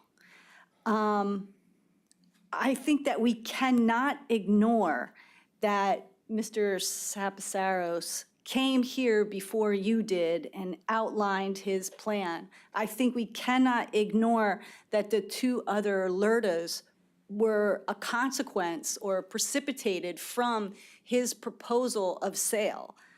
And if we did grant the LRTA, theoretically, and the sale fell through, that LRTA would be carried with the property. So such a generous LRTA would be up for any other developer. And according to this LRTA, the way it's written, the county, although we're taking a hit on taxes, we don't have any say in what's being developed there. I mean, Is that a question? May No, I? she's not. I mean, this is my. She's just having a comment. I mean, you can could sit sit down, down. sir. But I think that this is Or really not. problematic in the fact that you have, or that there exists, two LRTAs in place and you're asking for a third. If this was if those two entities would like to grant that tax abatement, then that's up to them. I don't think that we should be backed into a corner, because I do believe that it's a slippery slope. I believe that another person comes to us with a dilapidated building, that a property owner comes to us and says, look, I know this has been sitting here for 20 years. I just can't make the improvements. I need your help. I need to make this sellable, or I need to improve this. I can't see us giving away this many years of taxes at the detriment of our constituents who are lower income, who have already said they're on fixed incomes. I think this is something that we really have to consider and think about, not just today, but as setting a precedent for the future. Thank you. Mr. Gafredo? So, one of my favorite things about all this is you get to see how everything evolves. And when this first came to our first committee meeting, I see the Dixie Cup warehouse, which everybody is very familiar with the property and how much of an eyesore it is. And the developer put on a presentation with, not a lot of detail. We asked questions, but initially I was excited. I was like, great, we're gonna take a building that's been an eyesore for decades, and they're gonna give it a facelift. They're gonna put millions and millions of dollars into a building that, if it goes much longer, eventually it'll get to a point of disrepair, and it could be knocked down. It could be turned into an actual warehouse. I look at that building, I see history, I see it tells a story. I would love to see that building stay there. And then, more you dig into these things, you find out that we really don't have much control over whether or not, we can give this LRTA tax break, which they're still paying the current taxes, which I think is an important point that gets glossed over, that they will be paying the current tax rate until the improvements are made, and then it'll be a considerable more amount of tax revenue for the county. And that's why we do these tax breaks, because it's an investment on something that we will end up making more of a revenue as a tax base, which that's a plus. Obviously, warehouses are a very hot item. The way I see it, that's not a warehouse. It doesn't look like a warehouse from the optics. Now, if you live there and you're worried about truck traffic, that is a concern. I don't know how you quantify that. I don't know how you can go into this conversation saying how many trucks that will bring in. We just don't know. We don't know who the tenants are. We don't know what they'll be doing. All in all, like somebody said, you strive for perfection, and sometimes I agree. That's what we're thinking about here. I see that Dixie Cup place as something that I would hate to see get torn down eventually. And the way it's been sitting there for decades, there's no reason to believe that that won't happen unless somebody does do something. And I can understand it's not very fun being a developer, because when somebody tries to do something, this happens. And, rightfully so. It's a big community, and it's a big building in the community, and a lot of people have opinions on it. I would love to be able to say we have more control over how that building gets repurposed. Unfortunately, we currently don't, because it would really, really be salt in an open wound if we gave a tax break and then for some reason that got torn down or something could happen. And unfortunately, until I have more control, I don't think I can support something like this. But I do think what we're doing right now, talking about Alerta, it would be a great thing for the county. It would be a good thing for Wilson, if it goes the right way. But we can't do that. We can't decide how it goes. Once it's out of our hands, it's out of our hands. So it makes it very hard to commit to it. Thank you, Mr. Heckman. Yeah, first of all, I want to say that I always like a passionate solicitor. Solicitors can be very passionate with what they say, and I applaud that. I would just say that addressing the body, I was the original Iron Duke Bismarck who said, I rule with a steel fist and a velvet glove, and I think the back and forth here, the velvet glove got lost. But I would just say that trying to cut through the legalese, because I personally think the developer, the would-be, I'll use would-be loosely, the would-be developer jumped the gun by coming to council. I think his lawyers probably got all over him when he went back and said, oh my God, you're ahead of everything here. You shouldn't have come in and talked to council. But having been on the Redevelopment Authority of Bethlehem for over 25 years, I've had my experience with the alphabet soup of tax rebates and tax abatements and so on and so forth. In fact, that was when the steel, one of the biggest ones was the Bethlehem steel. And it was still there, and the sand's coming in. And I can assure you that before the LRTA was approved, as far as the sands went and anything, people had a pretty general idea, a good idea of what was going to happen and where it was going to go and what the future had going, what was going to be happening. So, I mean, generally speaking, my experience has been you have a rough idea of what the usage is going to be, and also the benefits of the property. And this idea that the property, it really gets into some legalese. The LRTA obviously is on the property, but a soulless, inanimate property, it's the benefit's going to be to whoever is in the building. I mean, we can say it's the property. The property's getting it. Just like the steel, the property got all of it, but it all ended up that Shell Adelson got a fair amount of the benefits of all the things we did for him. I mean, I feel for Wilson. This is a tough one, because I feel for Wilson. I understand. I don't think people understand the pressure, especially in smaller municipalities, for your tax base and the difficulties that you have. I'm not a big fan of what I've heard so far. Quite frankly, there's an old saying in human services: if you can't convince them, confuse them. And I'm concerned that sometimes we've sort of crossed the line here between that. And so the only hesitation I have is because of Wilson and their situation. But I have to be honest with you, I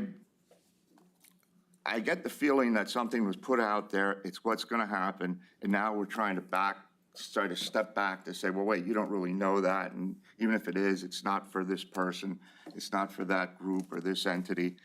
I don't know.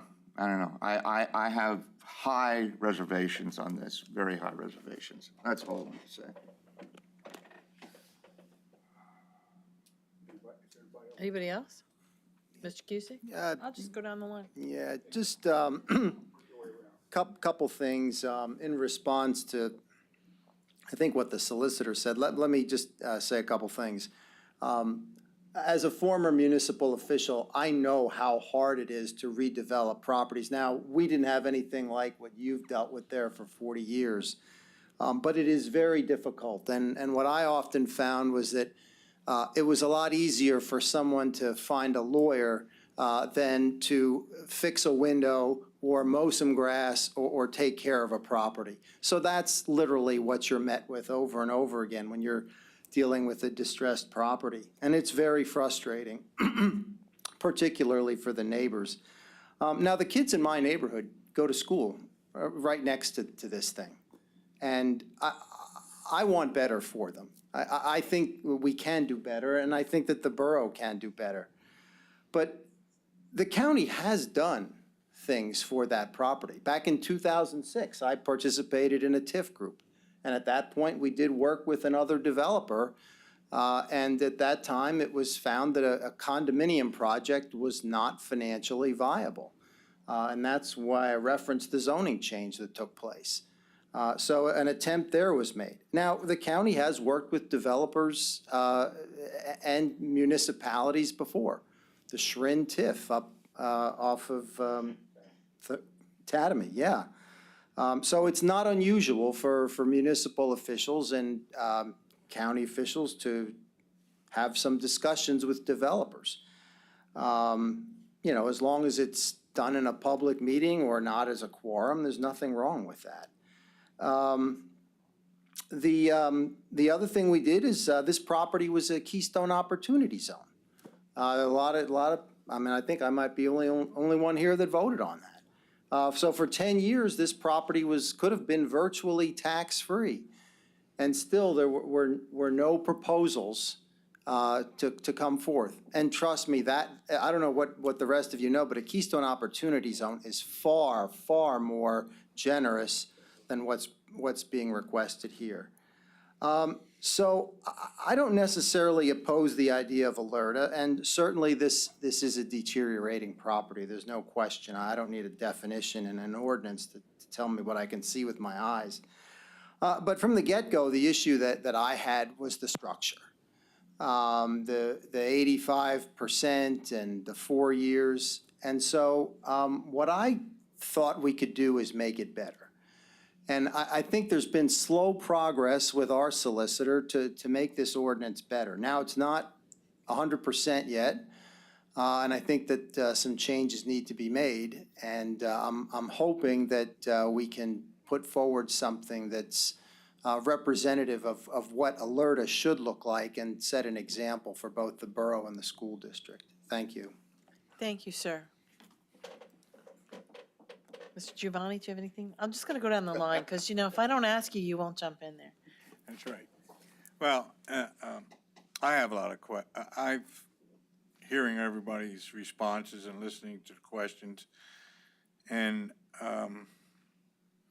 I know the building's been there for a long, long time, 42 years if I know of. I know my wife worked at Easton Hospital in the late 70s, early 80s. And they were at full capacity. They had 600 employees. And yes, there was a lot of traffic. That's not going to change. If anybody looks around all over the place, traffic is miserable, completely miserable. I went down to Florida for vacation, sat at a stoplight for 10 minutes till we could move. It was just unbearable. So I know the concerns, the traffic. well, we're talking about a warehouse. That building doesn't have 40-foot ceilings. So what it can end up as a warehouse is probably going to be more storage than anything. But I do agree with Mr. Kusick, that we should tighten up the LRTA a little bit better.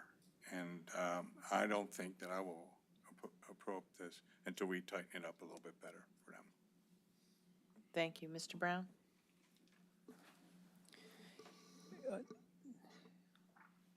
I think the reason I sponsored this was, as a former mayor, small borough, in areas that are trying to do redevelopment, I have a sensitivity to just how much of a challenge the borough is going through for, well, no pun intended, but a white elephant in the center of the borough. I understand the arguments and the passion around, we don't want trucks, we don't want this, we don't want that. But at the same time, if the developer had come in and said, hey, I'm going to give you exactly what you're asking for, you'd be jumping up and down. So I wanted to separate the potential usage of the property from the property. And the LRTA is to do exactly what I think it's intended to do, which is to incentivize someone, maybe this particular developer that came in, or another one. We don't know. I'm not prescient. I can't look at a crystal ball and go, if we approve this, that the deal will actually go through and everything, that all the fears will come forth. But I do believe, from my perspective, that we do need to provide the incentive at some level for the property to have an opportunity for a developer. Most of the issues, I think, several that council has raised, many that members of the audience have raised, are actually not a purview of this body. That is the use of the building. It has to go eventually. It'll go through a land development process. So the borough's planning department will have huge impact on what can and can't go into that project. The borough itself will dictate by zoning and code what and how that project will eventually be flushed out overall. This council, that is not our purview. That is not what we're here to do as far as I'm concerned. So I believe that incentivizing a development of the property is what this LRTA is intended to do. If members of council want to tighten it up and so on and so forth. But without the LRTA, without a financial incentive to a developer to come in and actually take a look at this property, and unfortunately, Mr. Cusick points out, it was 2006 when the condo units were being looked at, that didn't work or something like that. If you do how often are the opportunities really coming along? And I'm not saying that you have to jump on it just because it's an opportunity, but it is here. And the reason I offered to sponsor this ordinance was so that we could have this conversation and really see what we need to do in order to help the borough, because they do need help. We couldn't give them enough money to really get, cash itself isn't sufficient. You need a sustainable long-term plan. This building, as many have talked about, been there for so long. In my view, from Mr. Reedman's description with the asbestos, the lead, it's a brownfield. It's a brownfield sitting in the middle of a highly residential area that needs to be cleaned up, because one way or another it's leaching into the environment and something needs to be done. It's not leaching, but you get my point there. A comment earlier was expressed that there's a uniform consensus amongst all the petitioners and so on and so forth that the property needs to be redeveloped. So the consensus is there. The use and the endpoint is part of the argument that's here. But I see the LRTA as being neutral. It's simply going with the property. I think Mr. Margot had said you have to put a little bit of the, leave some of that to the side and look at what we can do to incentivize the property to attract developers, whether this one or maybe with this being passed, you'll have several other options. Without it, the property is just going to remain in its current state and deteriorate. And it could be a long time before you have another developer that comes in, and you'll have to come back to this process, I'm sure, because no one's going to take on that property without significant incentives overall. So, thank you. Mr. Myers? didn't you were gonna go right down the line? Well, you all had a chance. You want another pass? Yeah, well, Okay. no, I just was trying to get everybody that didn't speak, but if you would like You let another JP turn, talk twice. you may have another turn. just because JP's young and handsome, you don't. Oh, you let I'm him sorry. speak Did you twice. want to talk twice, too? He did talk twice. It's always All about right, fairness. look, let me with just Ron. say, I think everybody's made some valuable points tonight. When it comes to legality, though, we talk about what we must do or what we're compelled to do. I always just refer to my solicitor. If he says, whoa, that's illegal, or you can't do this, you can't do that, I pay attention. Otherwise, as an elected official sitting on a body, much like Wilson or any other elected officials, I can take whatever information I want to make a decision on anything I'm asked to vote on. I'm not constrained in any way from not hearing this or taking that into account. So on this one, as I stand by the statements I made, and I think that, whatever any individual council member decides is important to them in this vote, they have every right to take that into account. That's always been my position, and I think it probably always will be. That's all I have. And once again, I think some answers were answered today. Am I up? Yeah, go ahead. Some things take You said- priority over any tax breaks. I'm sorry. You're, The vice president took over. Go ahead. oh, Your turn now. okay. We're doing following official. So, a couple of things. I mean, we did not invite the developer here. The first thing we heard about this project was a developer came here, said, I'll buy this project if you give me the LRTA that I want. We didn't hear from anybody else. That's who we heard from. And he told us, he was very clear what the last logistic. He told us it was going to be a warehouse. Now you want us to forget about all that. Don't even think about what we told you. Think about what's happening now. I asked the current owner, is there agreement of sales? He can't answer that.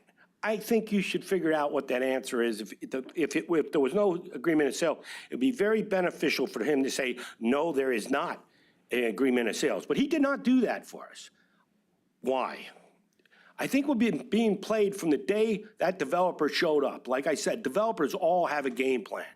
I think their plan was, I'm going to have the most generous LRTA that I can get, and I'm worried about Northampton County. So I'm going to go and show them a shiny picture, back them, and make it public. They didn't bring us in on the conversation, and now we're supposed to accept what they gave us. That we are not Wilson Borough, and we're not the school district. We represent the taxpayers of Northampton County. And yes, I heard that, yes, there'll be a tax increase in 14 years or something like that, but due to offset, I mean, if somebody comes in here tomorrow, warehousing are booming out there. If we don't give this LRTA and it's developed in 2 years from now, and it could happen if you listen to the Planning Commission and look at the zoning out there in the Lehigh Valley. It's getting so limited. They may end up with their warehouse anyway without this LRTA because it is getting so limited what's zoned out there. For us to give a tax break, especially when our state just kind of killed tax break, property tax for homeowners, or maybe they didn't, but it seems to me they did, to give a developer a tax break, I just don't think, he needs that tax break. I believe that property could be developed. I believe it will be developed. Maybe the asking price is too high. Maybe that's part of the problem here. I don't know. We don't know a lot of things. We also asked that developer a lot of questions. He said he'd get back to us. That was several months ago. We've been, in my opinion, we've been bullied. We've been, pushed on, and but yet we have yet to hear from, and I know why we haven't heard. It's part of the new plan. We can't say it's going to be a warehouse, and we can't say it's going to be this developer. And that's the new plan. And so now we got some people saying, hey, just look at the site. No, the fact is, they came and told us what they were gonna do. And we just can't forget what they told us they were gonna do.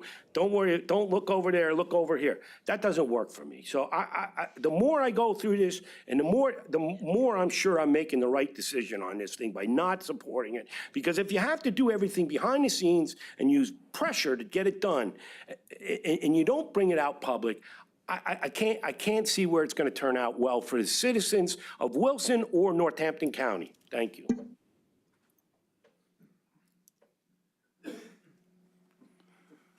Well, well, well. I have sat here and listened, and everybody in this room knows I represent Easton and Wilson and Tatamy. I represent it all. And when I walk out there in that little practice field and I look off to my left and I look at the windows busted and the building falling apart, I'm like, okay, something needs to be done. Make no mistake about that. The issue is, how do we do it?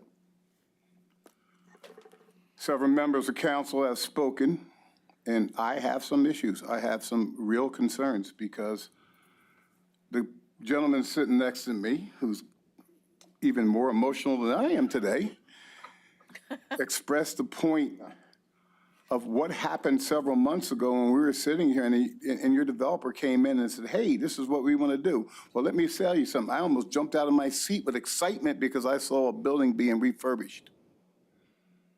And I don't have a problem with that.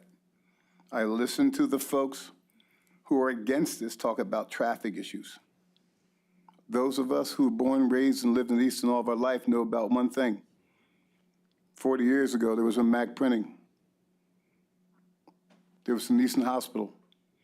And the Dixie Cup was operating at full capacity. And up the street, there was a place called Taylor Warden. In 1961, they built the Easton High School. And then Wilson did a refit. I live 4 blocks from 25th Street. Traffic is the way of the future. There's nothing we can do about it. When we opened up 78, we opened up a portal of transplants to come into our community. So to sit here and say that pollution is going to be an issue, the pollution's never going away.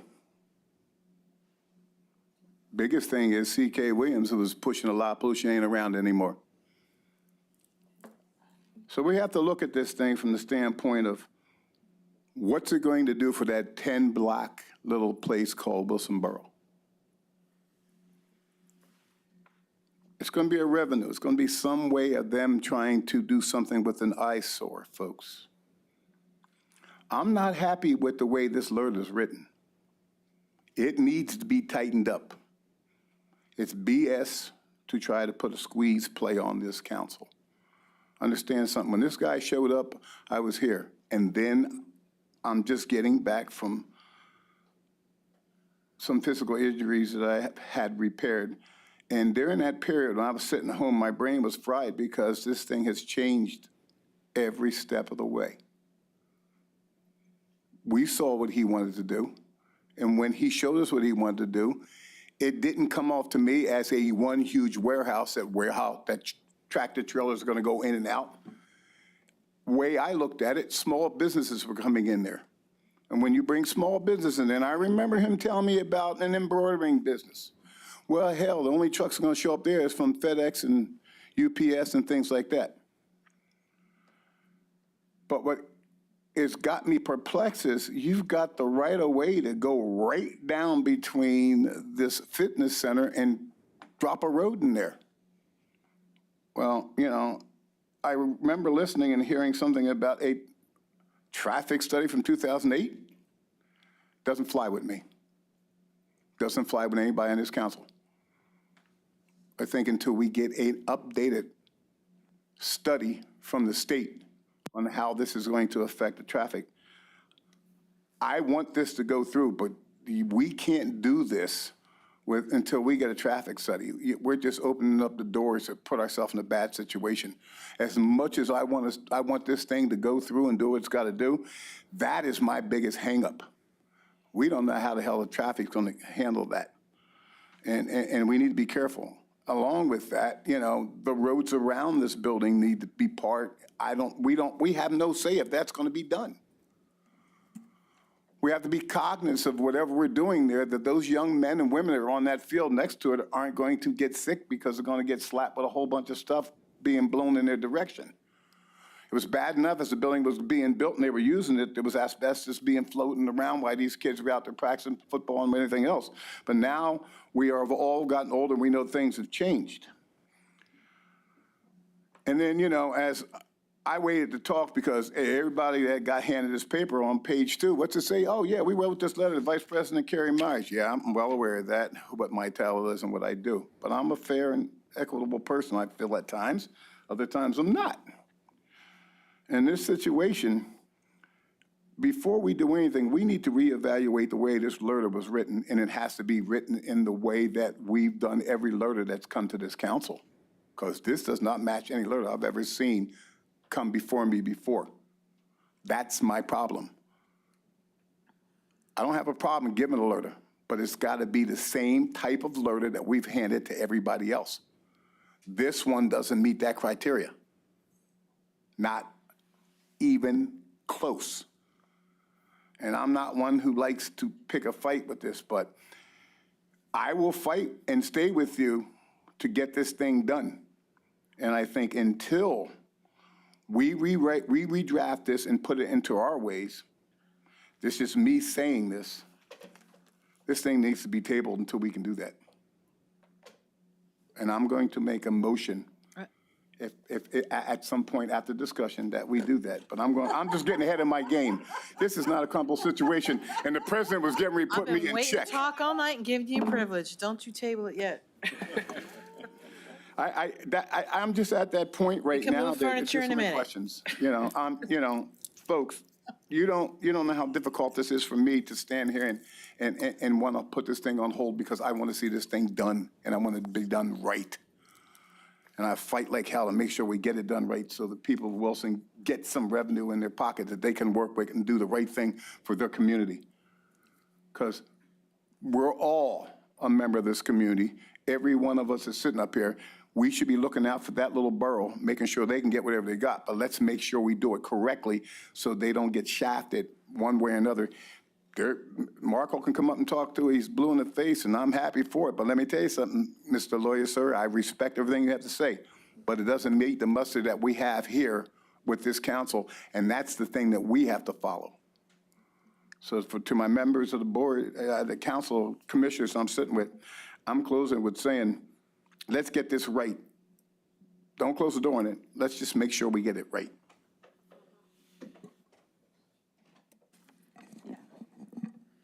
I looked over the criteria for the Keystone opportunity, and I just want to say, I think I'd rather have a Keystone opportunity here than this LRTA, because we'd have far more control over it. We'd also have the possibility of understanding what's going to go in and a quantified level of economic development that's promised to the community. We'd know exactly what's going back to the community. And I think that's really important. We can't ignore the intention of how this all came. We can't ignore that the developer came here first and sort of, slapped us upside the head. He was not even on the agenda, might I say. He was not on the first agenda, and he came in here telling us we had to grant him a LRTA. So there's no way that we can ignore that. And from what I understand about this kind of developer, he's not the best player. And no one's talked about it up here. But NDAs, not being able to disclose things, using labor that's not local, he's not local. This is not the kind of smart development that we need here, because it's not smart.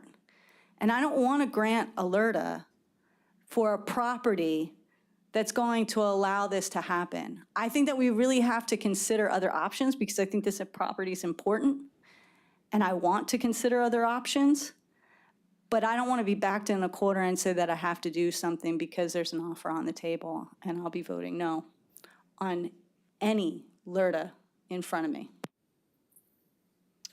Thank you. Is there anybody else that didn't get a chance to speak? Thank you, I'm going to speak now. I appreciate my colleagues and their points. I also appreciate the patience that the audience has shown. I am very grateful Mr. McGee's here tonight, because you remind me of where we started together, and we had a few LERTAs right out of the gate when we served. And the process that ensued with their adoption was very, very different than the process that's happening with this one. There was dialogue, there was a developer here, disclosing, showing us pictures. They felt like it was, and I always felt like it was in the best interest of the community that it was being developed for.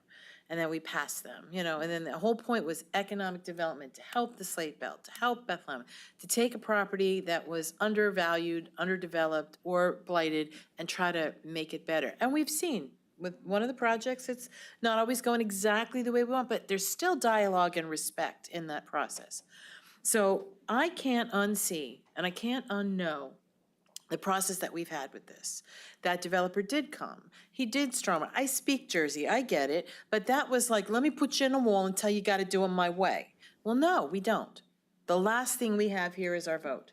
And we have the right to vote yes or no, whether we like the project or not. And I do appreciate your clarification for us that it is about the site, but again, I can't not know what I know. And I can't believe that this is in the best interest of Wilson Borough. I agree with my colleagues to say I feel for Wilson Borough that I drove past that Dixie Cup as a child. That's the way we used to have to go to Jersey because there was no 78. So when you went to the beach, you saw the Dixie Cup. I was like, wow, that's where they make them, and they were all in our bathroom. Well, it's not there anymore, I just can't, I care about the community. I also agree that the language in this is far beyond whatever we would have ever given. It's excessive, and it's in favor of a developer who may not be in favor of doing the right thing by our county and our community. So I would vote no as well, but I agree, this council should never be bullied, and I really wish that we could revisit the whole process, or in the future, if anybody else wants to come with a LERTA, come to us first or along the way. Don't have somebody show up, because this has always been from day one, you better do this or else I'm not buying the property, and the clock is ticking. And I just don't think that that's the way that we operate here at council. Now, that being said, in my discussion with the solicitor about this document that's before you this evening, there are significant differences between this proposed ordinance and previous county LERTA ordinances. So we have two choices. We can entertain a motion to table, and that we can introduce a new ordinance with corrected language, or we could just vote on this down, and then another one can be presented. So I will leave that up to, maybe Mr. Spadoni could give a little bit of explanation about what we believe is missing from this one. If the board pleases, I would specifically point to Turn your my, mic. it's on. We'll get into it. Okay. I would specifically point to my memorandums that council needs to know the following. This is optional. You can adopt or you can reject. It's in council's purview. That being said, there are some guidelines, as I put forth in the memorandum, that it needs to be two things: non-capricious and non-discriminatory, and I gave you the cases, and we've all seen those. This started with Mr. Heckman asking me if we were bound to do this. I responded appropriately that we're not. I followed that up with Mr. Kusick. There was emails back and forth concerning the ordinance. Responding to the chairwoman's comments, this LERTA ordinance is not close to anything that I could find that the county has done. Number one, the exemption timeframe is different than the other LERTA ordinances. All of the others are on a 10-year basis, and they go 90, 80, 70, numerically down. That's number one. Number two, there is this draft, if you will, that says that it can commence after 4 years or 85% of the completion of the improvements, whichever first occurs. could be 4 years. Kicks in, you have a 14-year LRTA. And I've discussed that with Mr. Kusick at length in emails, and I've entered my concern about that because the council could be subjected to the following. You have a LRTA that's unusual for this project, and all of your others are different. Is that non-discriminatory? Some judge may say it is. So what I have done, anticipating this rather robust discussion,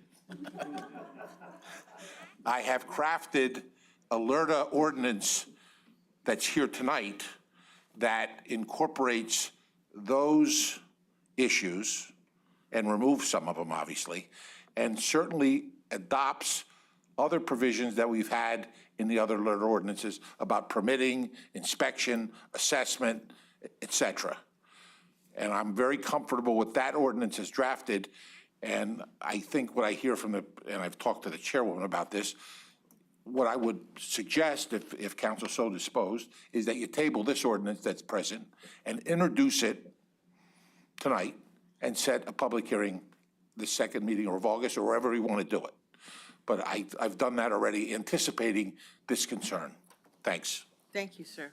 So, which way does council choose to proceed? I guess I jumped the gun a little early, and that's okay. Because if it's going to be done, let's do it right. Let's do it the way we're supposed to do it. Therefore, I would put, it's up to me, I would like to table it and bring it back so we have a public meeting in August. September. You can make a motion to table this. All right, I'll make the motion to table it. I'll second that. Is that John Cusick? Yes. Thank you. Call for the vote.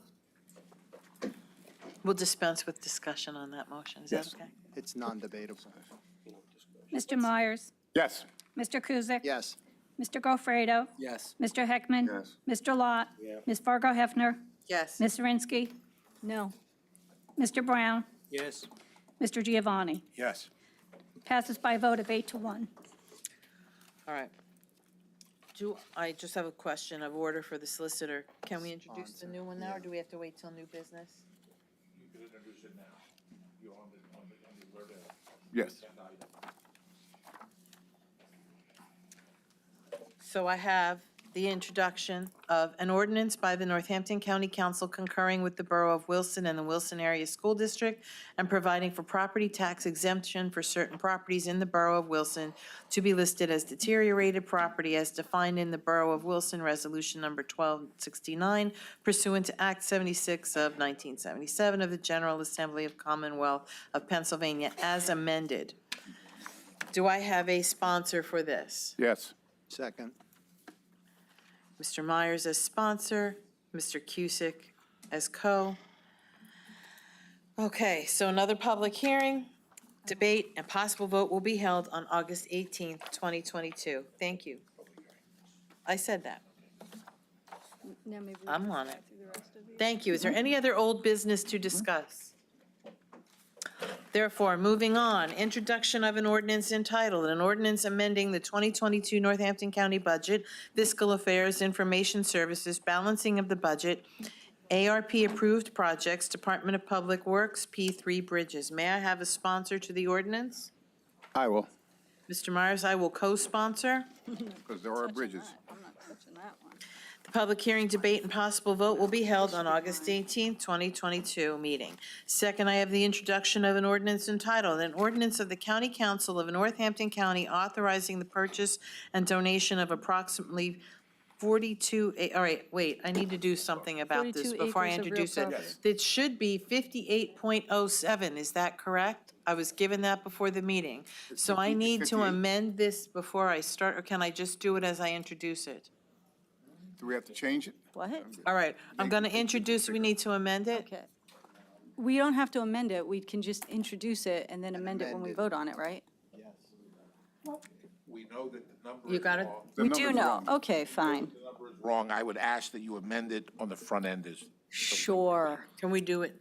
I'll make a motion to amend it to be 58 point, yada, yada. 07? 07, 5807. I'll second that motion. Who was the second? Mr. Giovanni? Any discussion? It's just a change in the acreage. And Got then it. it'll be rewritten and changed throughout the document Do we when have to it's vote on that? presented. Yes. Yes. Call for the vote for amendment? Ms. Zirinsky. Yes. Mr. Giovanni. Yes. Ms. Fargo Hefner. Yes. Ms. Zirinsky, did Mr. it. Brown. Mr. Kuzic. Yes. Mr. Gofredo. Yes. Mr. Heckman. Sure. Mr. Lot. Yes, yes. Yes. Mr. Myers. Yes. Passes by vote of 9-0. Thank you. Can I have someone sponsor the I would newly like to amended sponsor. ordinance? Ms. Zirinsky, may I have a co-sponsor? I'll second. Wait, Mr. G is. He threw his hand up. thank you. Indicate public hearing, debate, and possible vote will be held on August 18th, 2022 meeting. Introduction of an ordinance entitled 58.07. Ordinance of the County Council of Northampton County authorizing the operation and management lease agreement by the County of Northampton and First Regional Compost Authority in East Allen Township. May I have a sponsor for the ordinance? Yeah, I'll do it. Second. Okay, yep, there you go.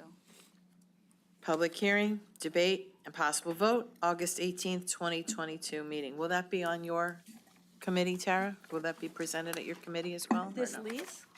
Compost, the compost? Compost part. Oh, yeah, sure. All right, next we have the oh no, that's out. The authorization of application for home funds to the Pennsylvania Department of Community and Economic Development resolution was pulled from the agenda at the request of the Director of Community and Economic Development. Next, we have consideration of substantial amendment to fiscal years 2019, 2020, and 2021 Community Development Block Grant Annual Action Plan. Mr. Lott, will you introduce this resolution? This is the substantial amendment resolution? Yes, sir. Yes. Okay, whereas the County of Northampton is a receipt. Turn your mic on. Okay, we'll start this again. We're going to introduce the resolution. Whereas the County of Northampton is a recipient of a grant fund under the Community Development Block Grant CDBG program administered by U.S. Department of Housing and Urban Development, HUD. And whereas the county has previously approved a budget and annual action plan for fiscal year 2019, 2020, 2021, CDBG programs, and whereas HUD permits grant recipients to revise and amend previous budgets and annual action plans, and whereas in accordance to the federal regulations governing the CDBG program, certain changes and revisions of the annual action plan may be considered as substantial amendments as outlined in County Citizens Participation Plan, quotation, canceling and approving activities or adding new ones, quotation. Whereas it has been determined that the proposed change and revisions to the fiscal year 2019, 2020, and 21 CDBG programs are substantial amendments, and the County Citizens Participation Plan has been followed. Now, therefore be resolved by the Council of the County of Northampton. 1, that the substantial amendment for the fiscal year 2019, 2020, 2022 annual action plan is hereby approved. 2, that it is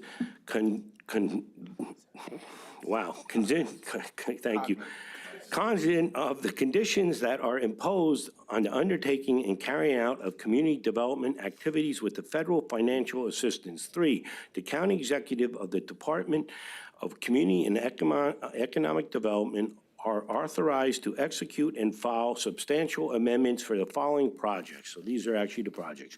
The amendment to the fiscal year 2019 annual action plan will cancel the CDBG/CV project, rapid rehousing needs, and relocate the $300,000 in CDBG/CV funding into existing projects, food security, for the new project total of $1,100,000 in CDBG/CV funds. 2, the amendment to the fiscal year 2020 annual action plan will reallocate $59,734.73 remaining in the CDBG funds from Northampton Borough ADA sidewalk cutout into a new project titled Northampton Borough Sanitary Sewer Urgent Repair for the project total of $59,734.73. The amendment to the fiscal year 2021 CDBG Annual Action Plan will cancel the project Borough of Bath Sidewalks and Curb Line Rehabilitation for $25,000 in the CDBG Fund. The $25,000 in the CDBG funding will be added into the existing project, Bath Borough Street Light Upgrades, Energy Efficient Improvements, for the new total project of $45,000. The amendment to the fiscal year 2021 CDBG Annual Action Plan will change the location of the Northampton Borough ADA Park improvements to the 2025 Canal Street in Northampton Borough. 4, that the county exec is hereby authorized to provide assurance and certifications as required by HUD and also approve any additional documents that may be requested. So painfully introduced. Thank you. Can't we just call it CBGBs and move along? Geez. Any discussion on this matter? No. Call for the vote, please. Mr. Lot? Yes. Mr. Heckman? Yes. Mr. Myers? Yep. Ms. Fargo Hefner? Yes. Ms. Zirinsky? Yes. Mr. Brown? Yes. Mr. Kuzic? Yes. Mr. Giovanni? Yes. Mr. Gofredo? Yes. Adopted by a vote of 9-0. Next, we have the consideration of approval of fiscal year 2022 annual action plan resolution. Mr. Lott, you may introduce it, and if you so choose to do the now, therefore be it resolved. To save your voice, you're so welcome to do Oh, so. I was having so much fun on the last one. Go ahead. All right. It's your call. Take all my fun away. But now therefore be resolved by the council of the county of Northampton that the fiscal year 2022 annual action plan are hereby approved. That is contingent, I'm struggling there. Cognizant, geez, that's a tough one for me tonight, that it is cognizant on the conditions that are imposed in the undertaking and carrying out of the housing and community development activities with the federal financial assistance. 3, that the county exec is authorized to execute and file the financial assistance application with HUD, which has indicated its willingness to make available funds to carry out the CDBG program in the amount of $2,170,520. Home program in the amount of $682,646. ESG program in the amount of $198,113, and is further authorized to act as the authorized representative of the County of Northampton to sign any and all documents in regard to these programs. That the county exec is hereby authorized to provide assurance and/or certifications required by HUD, and also provide any additional documents that may be so requested. So introduced. Thank Not you. quite as painful. Well, and it was 189, not 198, but that's all right. It's a long night. Oh, well, I guess it was. Don't read it again. No, No. just No, don't No. go over it again. We got it, we got All it. right, all right. call for the vote. Mr. Lot? Yes. Mr. Myers? Yes. Ms. Fargo Hefner? Yes. Ms. Zirinsky? Yes. Mr. Brown? Yes. Mr. Kuzic? Yes. Mr. Giovanni? Yes. Mr. Gofredo? Yes. Mr. Heckman? Yes. Adopted by a vote of 9-0. Thank you. Is there any other new business to discuss? Hearing and seeing none, council committee reports.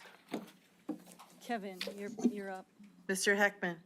We had a Human Service Committee meeting. It was about foster care, and also Graysdale, a fact sheet was given out, and everybody has access to it. I won't belabor it, given the hour.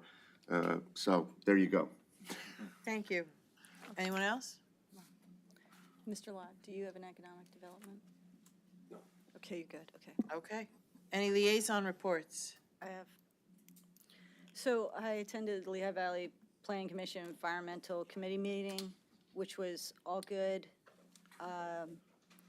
Next, I attended the Lehigh Valley Planning Commission Comprehensive Meeting, and this is where I have something that I really think should come to council. Okay. The RPL Planned Industrial Park talked about putting in their own on-site waste water treatment plant on that property, because they're not going to get hookup from Portland, which does not have capacity. So this is I believe that this might be an issue because, as disclosed at the Lehigh Valley Planning Commission Comprehensive Committee meeting, most on-site wastewater treatment plants fail to be regulated or properly run and then fall back on the municipality to actually run. So I think that this is going to be a burden on the municipalities up there. I think that this is a problem for this project. I also wanted to know if there were any formal land development studies or traffic impact studies that were presented at this council. I could not remember one, but I did think that during a presentation, they quoted a traffic study. I don't know when it was, but the Lehigh Valley Planning Commission would like a copy of that. Okay. So there were a lot of problems. I remember that there was a talk about a study. Yes. But nothing was ever presented, and then later on, they said there was no study. Well, I believe that we need to get to the bottom of that because I think that study was quoted in the presentation. I'll check the minutes. I'd appreciate that. But this is just going to be problematic. So the wastewater private plan to form the authority would, they're saying that it's a clean tertiary effluent, it's denitrified completely, it's part of the hydrological cycle. And I have real concerns about that because of it being so close to waterways, and it's an issue. Anyway, the other thing that I attended through the Lehigh Valley Planning Commission was the solar utility scale presentation by Tom Murphy, who is from the Marcellus no, it's not Marcellus Shale. They took that part out, even though, Penn State Marcellus Outreach Center, and Mohammed Badisi, who was the attorney. Basically, the idea is that they would like to inform zoning and municipalities of how to proceed with grid-scale solar projects and development that is going to be coming into the area. They said that we have about 556 acres of land for potential. They talked about how we should be very cognizant of the lease agreements that are going to be coming over, and they need to be reviewed by laws. My concern is that some of the recommendations to zoning for like soil studies, baseline water testing, glare studies, and things like that, and also the setbacks that they're talking about are going to impede it. They also told every single zoning officer there that there's no way that we could put solar on warehouses, which I don't think is accurate, because the people that I talk to in New Jersey and New York who have funders who would be willing to come and actually put better roofs on to hold the solar, they say differently. So my problem is that some of the things that were presented there, I think might have been good intentioned recommendations, but might be deterrents for zoning and municipalities, and it might scare them off of zoning, or might make very restrictive zoning a real possibility in our municipalities. So I'd love to get some other people in here to talk about solar for municipalities. This was a very good, informative presentation. I enjoyed it a lot, and I learned a lot from it, but I do think that we need to diversify who it is that we're communicating with, because a lot of things that I think, when it has Marcellus in the name, I get a little nervous. So, oh, and also there was a farmland preservation meeting, We have 18,646.04 acres on 240 farms. The Conservation Districts is meeting next Tuesday at Wayne Grube Park for their annual dinner. It's at 5:30. You're all invited. Thank you. Any other liaison reports? I have one. GPA met very bright and early this Tuesday morning, and there's basically nothing to report. Which means not one stinking leaf has been swept off any of the bridges that need to have punch items list. Sprite sign? Huh? Any sign of the Sprite sign? No. There's more progress on the Glendon Hotel project than there is on the 4 remaining bridges. Thank you. And is there a county clerk report? Nothing. Solicitor report? No. Are you sure? You did a lot of work tonight. Motion to adjourn. Second. Like Charles, you have a moment. All in favor? Aye. Bye.